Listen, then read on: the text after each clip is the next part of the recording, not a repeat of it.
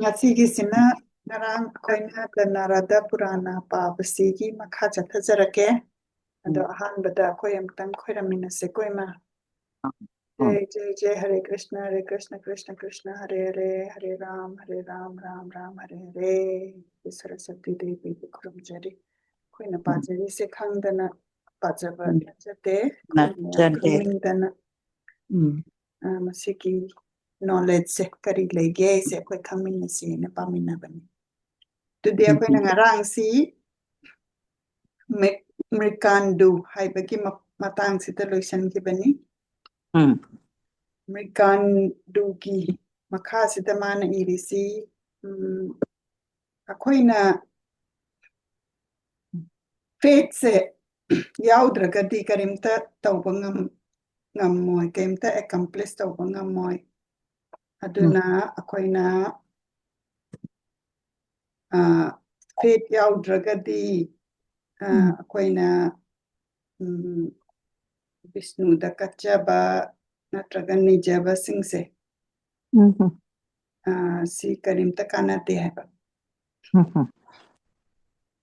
ꯑꯗ ꯐꯦꯠꯀ ꯗꯤꯚꯣꯁꯟꯒꯁꯤ ꯃꯃꯥ ꯑꯃꯒ ꯆꯞ ꯃꯥꯟꯅꯩ ꯃꯃꯥ ꯍꯥꯏꯕꯁꯤ ꯖꯒꯠꯀꯤ ꯄꯨꯝꯅꯃꯛꯅ ꯆꯪꯖꯐꯝ ꯑꯣꯏꯔꯤꯅꯦꯕ ꯑꯗꯨꯃꯥꯏꯅ ꯇꯧꯗꯅ ꯐꯦꯠ ꯂꯩꯕ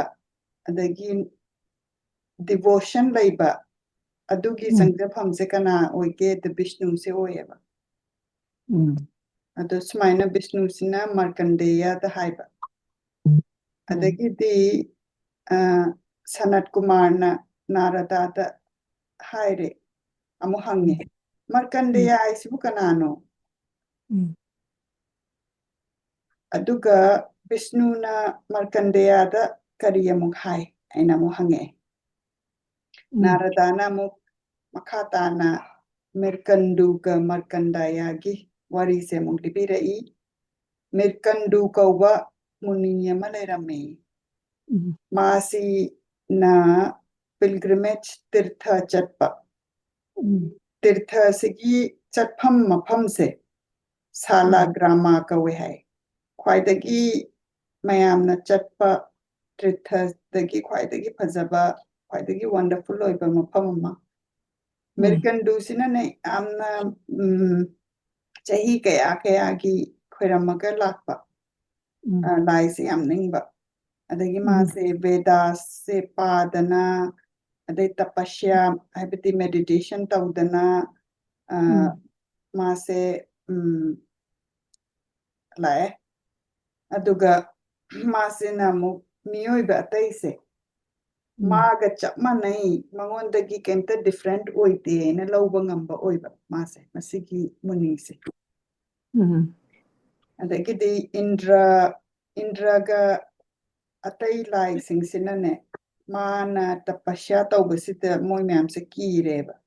ꯑꯩꯗꯤ ꯃꯥꯏ ꯇꯄꯁ꯭ꯌꯥꯁꯦ ꯌꯥꯝ ꯀꯟꯃꯟꯈꯤꯗꯅ ꯑꯗꯒꯤꯗꯤ ꯃꯣꯏꯁꯤꯅ ꯆꯠꯂꯒ ꯕꯤꯁꯅꯨꯁꯤꯗ ꯍꯪꯉꯦ ꯕꯤꯁꯅꯨꯁꯤꯅ ꯂꯩꯔꯤꯁꯤꯅ ꯀꯗꯥꯏꯗꯅꯣ ꯍꯥꯏꯔꯒ ꯃꯥꯁꯤꯅ ꯁꯃꯨꯗ꯭ꯔꯒꯤ ꯃꯄꯥꯟꯗ ꯅꯠꯇꯦ ꯑꯩꯅ ꯍꯥꯏꯁꯦ ꯂꯥꯜꯂꯦ ꯉꯥꯛꯄꯤꯒꯅꯤ ꯃꯁꯤꯗ ꯍꯥꯏꯔꯤꯁꯤ ꯏꯟꯗ꯭ꯔꯒ ꯑꯇꯩ ꯂꯥꯏꯁꯤꯡꯁꯤꯅꯅꯦ ꯃꯣꯏꯁꯤꯅ ꯃꯤꯔꯀꯟꯗꯨꯒꯤ ꯇꯄꯁ꯭ꯌꯥꯁꯤ ꯎꯕꯁꯤꯗꯩꯁꯤꯗ ꯃꯣꯏ ꯃꯁꯥꯁꯤꯅ ꯑꯃꯨꯛꯅꯦ ꯕꯤꯁꯅꯨꯁꯤꯗ ꯑꯃꯨꯛ ꯈꯣꯏꯔꯝꯕ ꯍꯧꯔꯦꯕ ꯑꯗꯣ ꯃꯣꯏꯅ ꯈꯣꯏꯔꯝꯃꯤꯕ ꯃꯐꯝꯁꯤ ꯁꯃꯨꯗ꯭ꯔꯒꯤ ꯃꯄꯥꯟꯗ ꯈꯣꯏꯔꯝꯃꯦ ꯍꯥꯏꯕ ꯑꯗꯨꯒ ꯃꯣꯏꯅ ꯑꯃꯨꯛ ꯕꯤꯁꯅꯨꯁꯤꯗ ꯍꯥꯏꯔꯦ ꯃꯤꯔꯀꯟꯗꯨꯒꯤ ꯃꯦꯗꯤꯇꯦꯁꯟꯁꯤꯗꯒꯤ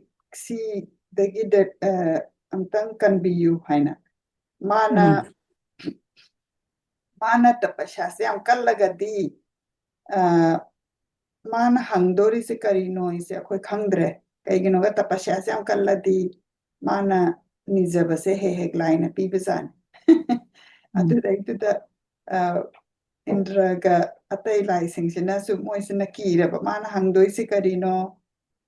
ꯃꯥꯅ ꯍꯦꯚꯦꯟ ꯁꯤꯒ ꯑꯃꯨꯛ ꯀꯩꯅꯣ ꯇꯧꯔꯒ ꯑꯩꯈꯣꯏ ꯂꯥꯏ ꯃꯌꯥꯝꯁꯤ ꯑꯃꯨꯛ ꯆꯤꯡꯊꯅꯕ ꯇꯧꯔꯤꯔꯥ ꯀꯥꯏꯅ ꯋꯥꯈꯜ ꯐꯠꯇꯕꯁꯦ ꯃꯣꯏ ꯂꯥꯏ ꯃꯔꯛꯇꯁꯨ ꯑꯗꯨꯝ ꯈꯟꯕꯖꯥꯠꯅꯤ Indrasina amai tara moise muk moin lai korame adagi Vishnu sina muk maigi moi lai koramba satara ba matungda moigi mamangda Vishnu se lae thogle adagi di Vishnu na pairi si ma se konsel sankha aidi akoigi moi bumdo adagi chakrama adagi gadama adagi maigi mamit se thambal dauna phajai hai aduga magi masasinane hettane akoigi surya puja kano se numitsina ngan badumaina ngale hai aduga mana seliba mapisina yellow color ki machu maina selaga ma se sana lupa ka suyam si hairi Vishnu se adagi di Vishnu si thogla kan sida ziki Indra ga lai myam sina moina moigi akiba se haire Vishnu da de Vishnu na noi kemta ki gano karigi no noi amaina khallido ingna tapna layu ai merkandu habe se khangi masi yamna achumba chatpa afaba mini aduna mana kaisu mana ningjari base noi mayam si oppress tawba haibati chingdaba namdaba adugi damakta khanba oiramoy sigumba adumaina khangadaba midi papjelaba mina meditation tawbada adugumba wakhan khanbani aduga adugumba bor nirakadabani mi amagi against fattaba chingdanaba tawbasidi papjenba mi khaktangna khangadabani adubu ai mirkandu da chatlaga ai hangurage mana pami se karino ai se Vishnu sina hai adagidi Vishnu na moi lai mayam dusu moi se bless tawbirame adagi ma se mirkandu si da lae adai mirkandu se lakpa sida mirkandu si na Vishnu se ubada ma se asarau dana Vishnu gi makhong sida ista kano khoirama kan sida Vishnu sina haire ai nangi tapasya se si nangna tawba nangna meditation tawba se ai yam pele nangna apamba bordo nizero aina Vishnu sina haire ade merkandu na ai di borga kaim pamjate ai kaim pamjate Vishnu na ai gi mangda thokpirak pase si sine aina nungai jarisi lai ataina bho Vishnu se uba phangjadaba se ai imangda thokpirakpase si ni aina ngaijarisi si natana ai karibu pamgani ai kaimta ai desire legzate na merkundu sina haidore adagidi Vishnu na kaino ne no adu kano eta kano adu yate Vishnu na magi ningjaba devotee amagi mamangda thogla kanda aina devotee tu da kaimta pidaba haibase madu yate na man haire adagi di man haire adu di smain tawrasi nen haire mana Vishnu sina smain haire aise nangi na chao ina aise pogla age ado itara di nangi kano se magi line se mai gi line se line haibadi magi macha masugi line si dum bless oina lairani aduga amain tawdana ma se pogla age na maina tawraga mana boy se piramme ba mirkandu haisida aduga Markandeya haisina mirkandu sigi machanupa ama pokleeba poglakpagi machanupa se Markandeya kaweba aduna Markandeya si Vishnu ki machanupa ni aina aduga masi su hetta Vishnu ki sayon oira abanina mase magi masase hetta langdana ngalaba mise akoina se yengbada nganba mi yawidana tumain tawdana mase hetta ngale aduga mase amna achumba chatpa mi ama oire ꯑꯗꯨꯒ ꯃꯥꯁꯦ ꯍꯧꯖꯤꯛꯀꯤ ꯁꯥꯁꯇ꯭ꯔ ꯅꯩꯅꯕ ꯑꯗꯒꯤ ꯒ꯭ꯌꯥꯟ ꯌꯥꯝ ꯂꯩꯕ ꯃꯤ ꯑꯃ ꯑꯣꯏꯔꯦ ꯑꯗꯨꯒ ꯃꯥꯔꯀꯟꯗꯨꯁꯤꯅ ꯑꯃꯨꯛ ꯕꯤꯁꯅꯨꯁꯦ ꯈꯣꯏꯔꯝꯃꯦ ꯕꯤꯁꯅꯨꯁꯤ ꯕꯤꯁꯅꯨꯁꯤ ꯈꯣꯏꯔꯝꯃꯦ ꯑꯗꯨꯒ ꯃꯥꯔꯀꯟꯗꯨꯁꯤꯅꯅꯦ ꯃꯥꯔꯀꯟꯗꯦꯌꯥ ꯁꯤꯗ ꯃꯥꯔꯀꯟꯗꯨꯁꯤꯅ ꯃꯄꯥꯟꯅꯤꯀꯣ ꯃꯥꯔꯀꯟꯗꯦꯌꯥꯅꯦ ꯑꯩꯅ ꯍꯥꯏꯖꯔꯤꯁꯦ ꯃꯥꯔꯀꯟꯗꯦꯌꯥꯁꯤꯅ ꯕꯤꯁꯅꯨꯁꯦ ꯈꯣꯏꯔꯝꯃꯦ ꯈꯣꯏꯔꯝꯃꯀꯥꯟꯁꯤꯗ ꯃꯥꯁꯤꯅ ꯕꯤꯁꯅꯨꯁꯤꯅ ꯌꯥꯝꯅ ꯑꯃꯨꯛ ꯍꯔꯥꯎꯔꯦ ꯃꯥꯔꯀꯟꯗꯦꯌꯥꯅ ꯃꯥꯁꯦ ꯅꯤꯡꯕꯁꯤꯗ ꯑꯗꯨꯒ ꯃꯥꯁꯤꯗ ꯑꯃꯨꯛ ꯕꯣꯔ ꯑꯃꯃꯨꯛ ꯄꯤꯔꯛꯑꯦ ꯃꯥꯅ ꯄꯨꯔꯥꯅꯥ ꯍꯥꯏꯔꯤꯕ ꯃꯥꯔꯀꯟꯗꯦꯌꯥ ꯄꯨꯔꯥꯅꯥ ꯍꯥꯏꯕ ꯑꯃ ꯊꯣꯛꯂꯛꯀꯅꯦꯕ ꯑꯩꯈꯣꯏꯅ ꯄꯥꯔꯛꯀꯗꯕ ꯑꯃ ꯂꯩꯔꯤ ꯃꯁꯤꯁꯤ ꯃꯥꯅ ꯏꯕ ꯑꯣꯏꯔꯣꯅ ꯃꯥꯅ ꯕꯣꯔꯁꯦ ꯄꯤꯔꯀꯥꯟꯗꯨꯗ ꯃꯥꯅ ꯏꯔꯛꯀꯗꯣꯏꯅꯦꯕ ꯑꯗꯒꯤ ꯄ꯭ꯔꯤꯊꯤꯕꯤꯁꯤ ꯃꯇꯝ ꯑꯃꯗ ꯀꯩꯅꯣ ꯄꯨꯔꯥ ꯗꯦꯁꯇ꯭ꯔꯣꯏ ꯇꯧꯔꯨꯔꯕꯅꯦꯕ ꯄꯨꯔꯥ ꯏꯁꯤꯡꯅ ꯊꯨꯝꯃꯀꯥꯟꯗ ꯏꯁꯤꯡꯅ ꯊꯨꯝꯃꯀꯥꯟꯁꯤꯗ ꯑꯗꯨꯃꯥꯏꯅ ꯗꯦꯁꯇ꯭ꯔꯣꯏꯇꯧꯔꯨꯔꯦ ꯑꯗꯨꯒꯤ ꯃꯇꯝꯁꯤꯗꯅꯦ ꯑꯩꯈꯣꯏꯒꯤ ꯄ꯭ꯔꯤꯊꯤꯕꯤꯁꯤꯗ ꯂꯩꯕ ꯖꯤꯕꯁꯤꯡꯁꯦ ꯂꯣꯏꯅꯃꯛ ꯄꯨꯔꯥ ꯂꯣꯏꯅ ꯍꯥꯠꯈ꯭ꯔꯦꯕ ꯑꯗꯨꯗ ꯕꯤꯁꯅꯨꯅ ꯃꯥꯔꯀꯟꯗꯦꯌꯥꯁꯦ ꯁꯤꯃꯗꯤ ꯃꯥꯁꯦ ꯀꯜꯂꯝꯃꯦꯕ ꯑꯗꯨꯒ ꯃꯥꯔꯀꯟꯗꯦꯌꯥꯁꯤ ꯃꯗꯨꯗ ꯃꯥꯁꯤ ꯀꯃꯥꯏꯅ ꯇꯧꯒꯦꯗ ꯎꯅꯥ ꯑꯀꯪꯕ ꯑꯃꯗ ꯃꯥꯁꯤꯅ ꯃꯗꯨꯗ ꯀꯟꯅ ꯆꯦꯠꯅ ꯄꯥꯏꯔꯀꯥꯟꯗ ꯃꯥꯁꯦ ꯑꯗꯨꯃꯥꯏꯅ ꯐ꯭ꯂꯣꯠ ꯇꯧꯕ ꯑꯗꯨꯃꯥꯏꯅ ꯇꯧꯔꯀꯥꯟꯁꯤꯗ ꯃꯥꯁꯦ ꯍꯤꯡꯍꯧꯕ ꯑꯗꯨ ꯃꯁꯤ ꯍꯤꯡꯍꯧꯕꯁꯤ ꯃꯥꯁꯤꯅ ꯍꯧꯖꯤꯛꯀꯤ ꯏꯁꯤꯡꯁꯤ ꯄꯨꯔꯥ ꯐ꯭ꯂꯗꯦꯠ ꯑꯣꯏꯔꯦꯀꯣ ꯑꯣꯏꯔꯕꯁꯤꯗ ꯑꯀꯪꯕ ꯎꯅꯥ ꯑꯃꯗ ꯃꯥꯁꯤꯅ ꯅꯞꯄꯒ ꯃꯥꯁꯦ ꯑꯗꯨꯃꯥꯏꯅ ꯇꯧꯔꯒ ꯍꯤꯡꯍꯧꯕꯅꯦꯕ ꯑꯗꯨ ꯃꯇꯝꯁꯦ ꯑꯩꯈꯣꯏꯒꯤ ꯃꯇꯝꯒ ꯂꯥꯏꯒꯤ ꯃꯇꯝꯒ ꯈꯦꯠꯅꯩ ꯃꯣꯏꯅ ꯁꯤꯗꯩꯁꯤꯗ ꯃꯇꯝ ꯍꯥꯏꯁꯦ ꯃꯥꯅ ꯃꯇꯝꯗꯨꯗ ꯍꯧꯖꯤꯛꯀꯤ ꯐ꯭ꯂꯣꯠ ꯇꯧꯕ ꯃꯇꯝꯁꯦ ꯌꯥꯝ ꯁꯥꯡꯉꯦ ꯍꯥꯏꯕꯅꯤꯗ ꯑꯗꯩꯗ ꯃꯇꯝꯁꯦ ꯑꯃꯨꯛ ꯈꯤꯇꯪ ꯑꯦꯛꯁꯄ꯭ꯂꯦꯅꯦꯁꯟ ꯑꯃꯨꯛ ꯈꯔ ꯄꯤꯕꯤꯔꯤ ꯈ꯭ꯋꯥꯏꯗꯒꯤ ꯑꯄꯤꯛꯄ ꯃꯇꯝꯒꯤ ꯌꯨꯅꯤꯠꯁꯦ ꯅꯤꯃꯤꯁꯥ ꯀꯧꯏ 15 ꯅꯤꯃꯤꯁꯥꯁꯤꯅ ꯀꯥꯁꯊꯥ ꯑꯃ 30 ꯀꯥꯁꯊꯥꯁꯤꯅ ꯀꯥꯂ ꯑꯃ 30 ꯀꯥꯂꯥꯁꯤꯅ ꯀꯁꯥꯅꯥ ꯑꯃ 3 ꯀꯥꯁꯥꯅꯥꯁꯤꯅ ꯗꯟꯇ ꯑꯃ ꯗꯟꯇ ꯑꯅꯤꯅ ꯃꯨꯍꯨꯔꯇ ꯑꯃ ꯃꯨꯍꯨꯔꯇ 30ꯅ ꯅꯣꯡꯃ ꯅꯨꯃꯤꯠ 30ꯅ ꯊꯥ ꯑꯃ ꯊꯥ ꯑꯃꯁꯤ ꯄꯛꯁꯥ ꯑꯅꯤ ꯍꯥꯏꯅ ꯈꯥꯏꯗꯣꯛꯏ ꯅꯨꯃꯤꯠ 35-35ꯒꯤ ꯅꯨꯃꯤꯠ ꯊꯥ ꯑꯅꯤꯅ ꯁꯤꯖꯟ ꯑꯃ ꯔꯤꯇꯨ ꯑꯃ ꯔꯤꯇꯨ ꯑꯍꯨꯝꯅ ꯑꯌꯥꯅ ꯑꯃ ꯑꯗꯨꯅ ꯁꯤꯖꯟ ꯍꯥꯏꯕꯗꯤ ꯔꯤꯇꯨ 6ꯅ ꯑꯌꯥꯅ ꯑꯅꯤ ꯁꯥꯕ ꯆꯍꯤ ꯑꯃꯗ ꯑꯌꯥꯅ ꯑꯅꯤꯁꯤꯅ ꯎꯠꯇꯔꯥꯌꯥꯅꯒ ꯗꯛꯁꯤꯅꯥꯌꯥꯅ ꯀꯧꯏ ꯑꯗꯣ ꯆꯍꯤ ꯑꯃꯁꯦ ꯑꯩꯈꯣꯏꯒꯤ ꯍ꯭ꯌꯨꯃꯦꯟ ꯕꯤꯏꯪ ꯑꯩꯈꯣꯏꯒꯤ ꯍ꯭ꯌꯨꯃꯦꯟ ꯕꯤꯏꯪꯁꯤꯒꯤ ꯆꯍꯤ ꯑꯃꯁꯦ ꯂꯥꯏꯒꯤ ꯅꯨꯃꯤꯠ ꯑꯃꯒ ꯃꯥꯟꯅꯩꯌꯦꯕ ꯎꯠꯇꯔꯥꯌꯥꯅꯥꯁꯤꯅ ꯂꯥꯏꯒꯤꯗ ꯅꯨꯃꯤꯠ ꯑꯣꯏꯕ ꯅꯨꯃꯤꯠ ꯍꯥꯏꯕꯗꯤ ꯗꯦ ꯇꯥꯏꯝ ꯑꯗꯨꯒ ꯗꯛꯁꯤꯅꯥꯌꯥꯁꯤꯅ ꯅꯨꯡꯗꯥꯡ ꯑꯣꯏꯕ ꯑꯗꯨꯒ 12,000 years of God 12,000 years ꯂꯥꯏꯒꯤꯗ 12,000 yearsꯁꯤ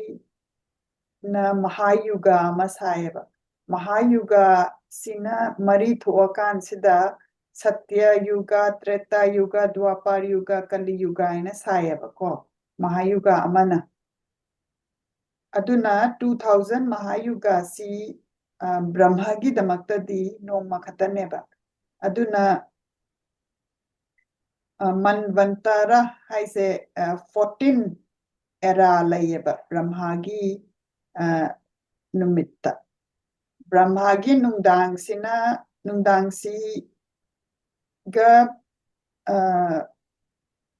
nungdangsidane world se destroy taweba aduga isingna pura kano ising isau thokanda destroy tawba aduga nungdangdani ko brahmana tumingai sida dai destroy taweba aduga mana hogalakpa kansida mu hujiki numit se kalpa kaureba aduna akoina ngasai gi haigi betu amuk tabi rakanda khangani akoina di am sange khallise brahma ki di nongma sidai sidama se kaino oiri nitana ngasai ki 14 manbantara haise ado manbantara si amuk akoina kaino tawrakanda akoigi numit yam oigretan adune ba moin haise at the end summary da hairi si akoigi universe amuk saba amuk thugaiba amuk saba amuk thugaiba haibadi magi flood tuna tawraga aduna brahmagi 100 years se vishnu gi noma khatanga mumana reba aduna mana sigi matam se haire isina di markandeya se sisina mana ising isau se mana ngasagi hinghauri nidana hinghauri di brahmagi nungdang du damasina hinghauri neba ado akhoi gi di numit yuga adu yam oigraba nena adu taklak paiwanita adagi di markandeya sina ngasagi ising mayam se ubasida ma se kiraba dagi di mana Vishnu da khoirama kansida Vishnu na ma se chanbi dana ma se amaina asuk kuiraba matamdama adumaina unamada dum kolaga tawraga leiba ngambani haiba adagidi Vishnu sina ngasagi markandeya sida thokla kanda haire aina nangbu kangani aina aingonda changjarakpa aingonda khoiramba mi dudi aina soidana kangani aduga aibu ningba mi sigi magunze karino hairati masinane miyoiba adagi miyoiba haibanate aidi hingiba beings kudingmakta di miyoiba su challe ko adagi sa san su challe adagi di nature adagi living beings anything hingiba mi singse hingiba being singse nungsiba masi mana magi devotee gi gunda chenba adagi dine jealousy laitaba ko adagi mi ataidan nungside kaina akoina akoigi heart sidagi nungsidaba se mi dasu adagi animal dasu adagi ama dasu nungsidaba haibase si sigana jealousy haibase si laitaba miyoidu Vishnu na nungsi Vishnu gi devotee gi magi heart ta laigadabane haiba adagidi mana magi wakhan natraga magi haidorakpa word natraga na mana tauthorakpa tabakse sisina ne mingondane awaba pidaba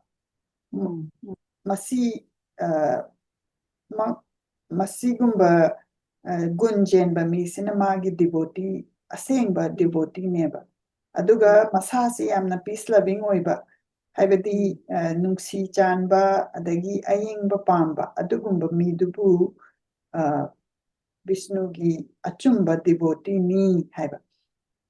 magi devotee sina karitawi my devotee sina magi achumba devotee sina muni risi adagi mangonda changjarakpa mi guest adagi magi mama mapa masi mana seba taweba adagidi mana mu laigi temples hai aidi lining ba khotpa tawrabanina ko adagi mase pukri adagi well se mana taweba haibadi pukri ga well tawrati karino ising se phanga kadoini dan aduna ising habisidi akhoi ki khwaidagi important oina changbanina madu tawragadi ma matomda natana community mayam cha ꯃꯉꯣꯟꯗ ꯆꯥꯔꯅꯤ ꯍꯥꯏꯕꯒꯤ ꯋꯥꯈꯜ ꯃꯥꯜꯂꯤ ꯑꯩꯅ ꯃꯁꯤꯗꯤ ꯏꯟꯇꯔꯄ꯭ꯔꯦꯠ ꯇꯧꯖꯕꯅꯤ ꯑꯗꯒꯤꯗꯤ ꯃꯣꯏꯅ ꯑꯃꯨꯛ ꯄꯨꯔꯥꯅꯥꯁꯦ ꯄꯥꯔꯛꯑꯀꯥꯟꯗ ꯃꯣꯏꯅ ꯑꯃꯨꯛ ꯑꯣ ꯅꯣꯂꯦꯖꯁꯦ ꯀꯔꯤꯅꯣ ꯍꯥꯏꯕꯗꯣ ꯑꯗꯨꯒꯨꯝꯕ ꯈꯪꯅꯤꯡꯕ ꯄꯣꯛꯂꯛꯄ ꯁꯤꯒꯨꯝꯕ ꯁꯤꯒꯨꯝꯕꯒꯤ ꯀꯩꯅꯣꯁꯦ ꯒꯨꯟ ꯂꯩꯕ ꯁꯤ ꯕꯤꯁꯅꯨꯒꯤ ꯗꯤꯚꯣꯇꯤ ꯑꯁꯦꯡꯕꯅꯤ ꯍꯥꯏꯅ ꯃꯥꯅ ꯑꯃꯨꯛ ꯇꯥꯛꯂꯛꯑꯦ ꯑꯗꯒꯤꯗꯤ ꯕꯤꯁꯅꯨꯅ ꯃꯥꯔꯀꯟꯗꯦꯌꯁꯦ ꯃꯥꯅ ꯀꯩꯅꯣ ꯇꯧꯔꯦ ꯕ꯭ꯂꯦꯁ ꯇꯧꯔꯦ ꯑꯗꯒꯤ ꯃꯥꯔꯀꯟꯗꯦꯌꯁꯤ ꯃꯥꯁꯦ ꯌꯥꯝ ꯃꯦꯗꯤꯇꯦꯁꯟ ꯇꯧꯔꯒ ꯉꯁꯥꯏꯒꯤ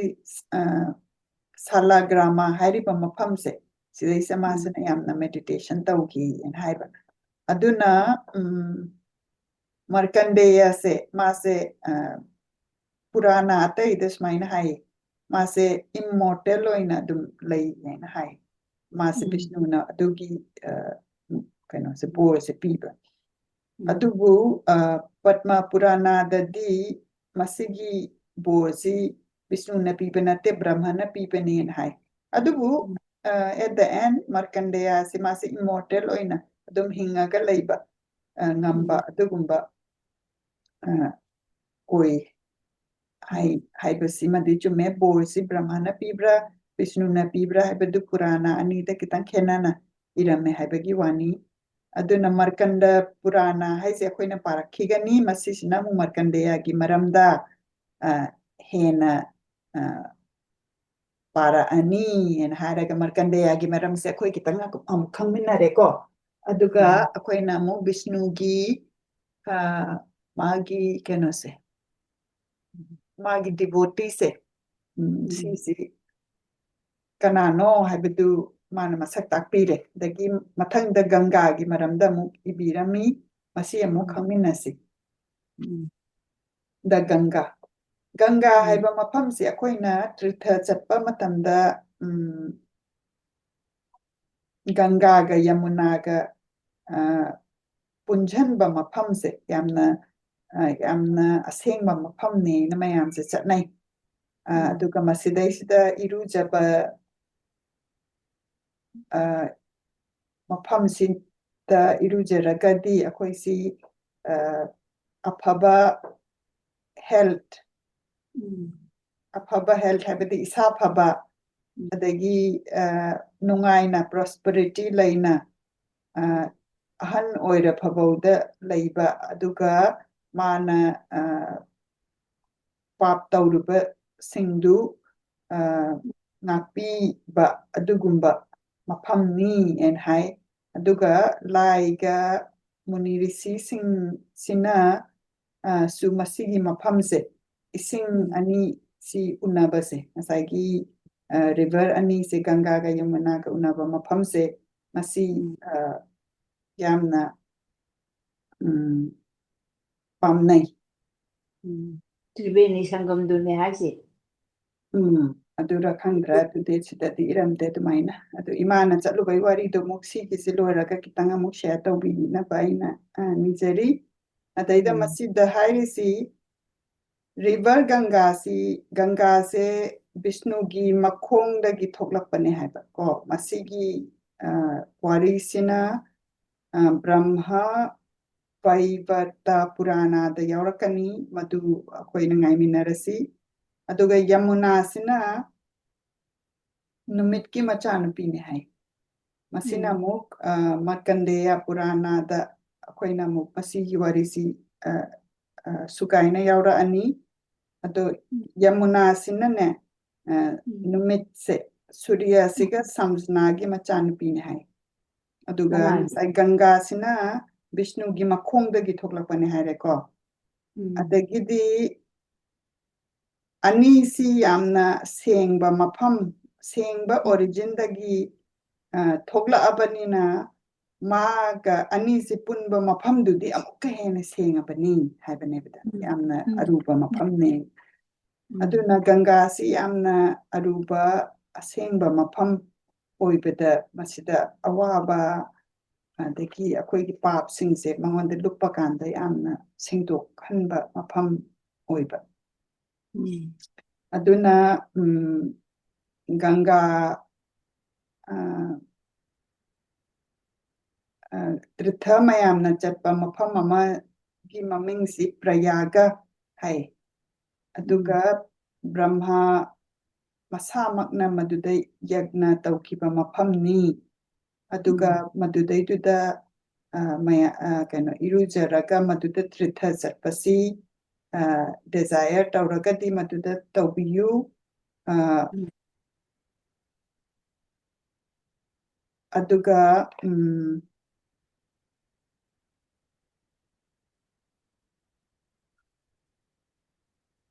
sida haise ay amtang kana tawgeko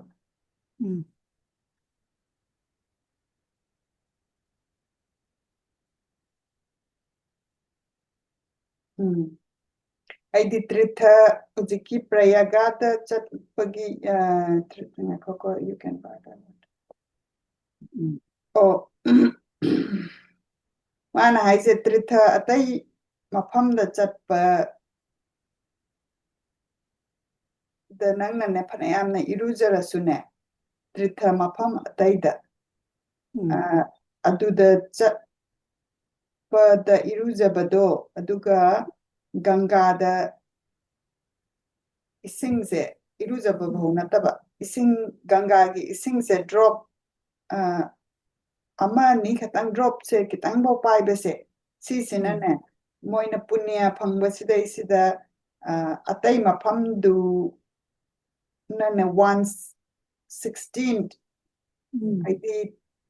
1/16 aidi tara taruk thokpagi ama khatang neba mai value se haibati Gangagi duna tara taruk hela haibanida nangna drop am khatang tawrasu aidi Gangagi sengbadugi mana sum utpai wani ko mani adagidi adunabu amtang hajagi ko Ganga Jal na koina Ganga Jal leche akhoi adwaidagi soga Ganga Jal hekta kauba yade haba Ganga gi mafamdudagi chatluraga porakpa isingdo adune ba Ganga Jal haise aduna imungda bhut pret tamnaba khotnaba akiba leiradi Ganga Jal leibra Ganga Jal do kitang hapagane ising achouba patramdane khituogadi asengbo oye na khoi Ganga Jal che khoi adumaina khoi hanchingna sizinarami adagi haidaro adudi mana haida akhoi je tritha mafamda atai chatpadasu dum ising se dum leidana aduda mana example do pibagi wanida mana sengbase kamaina sengi haibatugi kenodo aduna adagidi Gangagi torabandar dagi laurakpa leibakse sisina kokta kano hapagadi masi Shivaga manai haiba aduna Vishnuda yamna mana pamjariba mangonda yamna sacred oina lairisi Ganga sima mana yamna kano pame ko adagi tulsi sima pame adagidi kano se magi devotee gi Vishnu gi devotee gi khongdagine kano se gun masi ahum se pame hai okay see any point ahum Vishnu gi devotee gi khongdagi khongun hai ado masi je wari atai lakhini aina masi je karigino aina khalleba do huji phawdi wari do khoi padri dana adu la akanda khoi kyan amuk tarani aduna Ganga da chatpiragadi Ganga gi isingduma ko Ganga da irupaduma maduma yang pharani aduga Ganga gi isingduma adum khara adum sokpiraga adum chakadaba mafam akoina legadaba mafamdu thambiba adagi Ganga gi torabandagi leibakse ꯃꯁꯤꯁꯤ ꯄꯨꯔꯛꯑꯒꯗꯤ ꯃꯥꯅ ꯁꯤꯕꯒꯤ ꯁꯛꯇꯤꯗꯣ ꯑꯗꯨ ꯂꯩꯕꯒꯤ ꯃꯥꯅ ꯍꯥꯏꯔꯛꯏꯁꯦ ꯑꯗꯨꯃꯥꯏꯅ ꯇꯧꯕꯁꯦ ꯑꯗꯒꯤ ꯒꯪꯒꯥꯒꯤ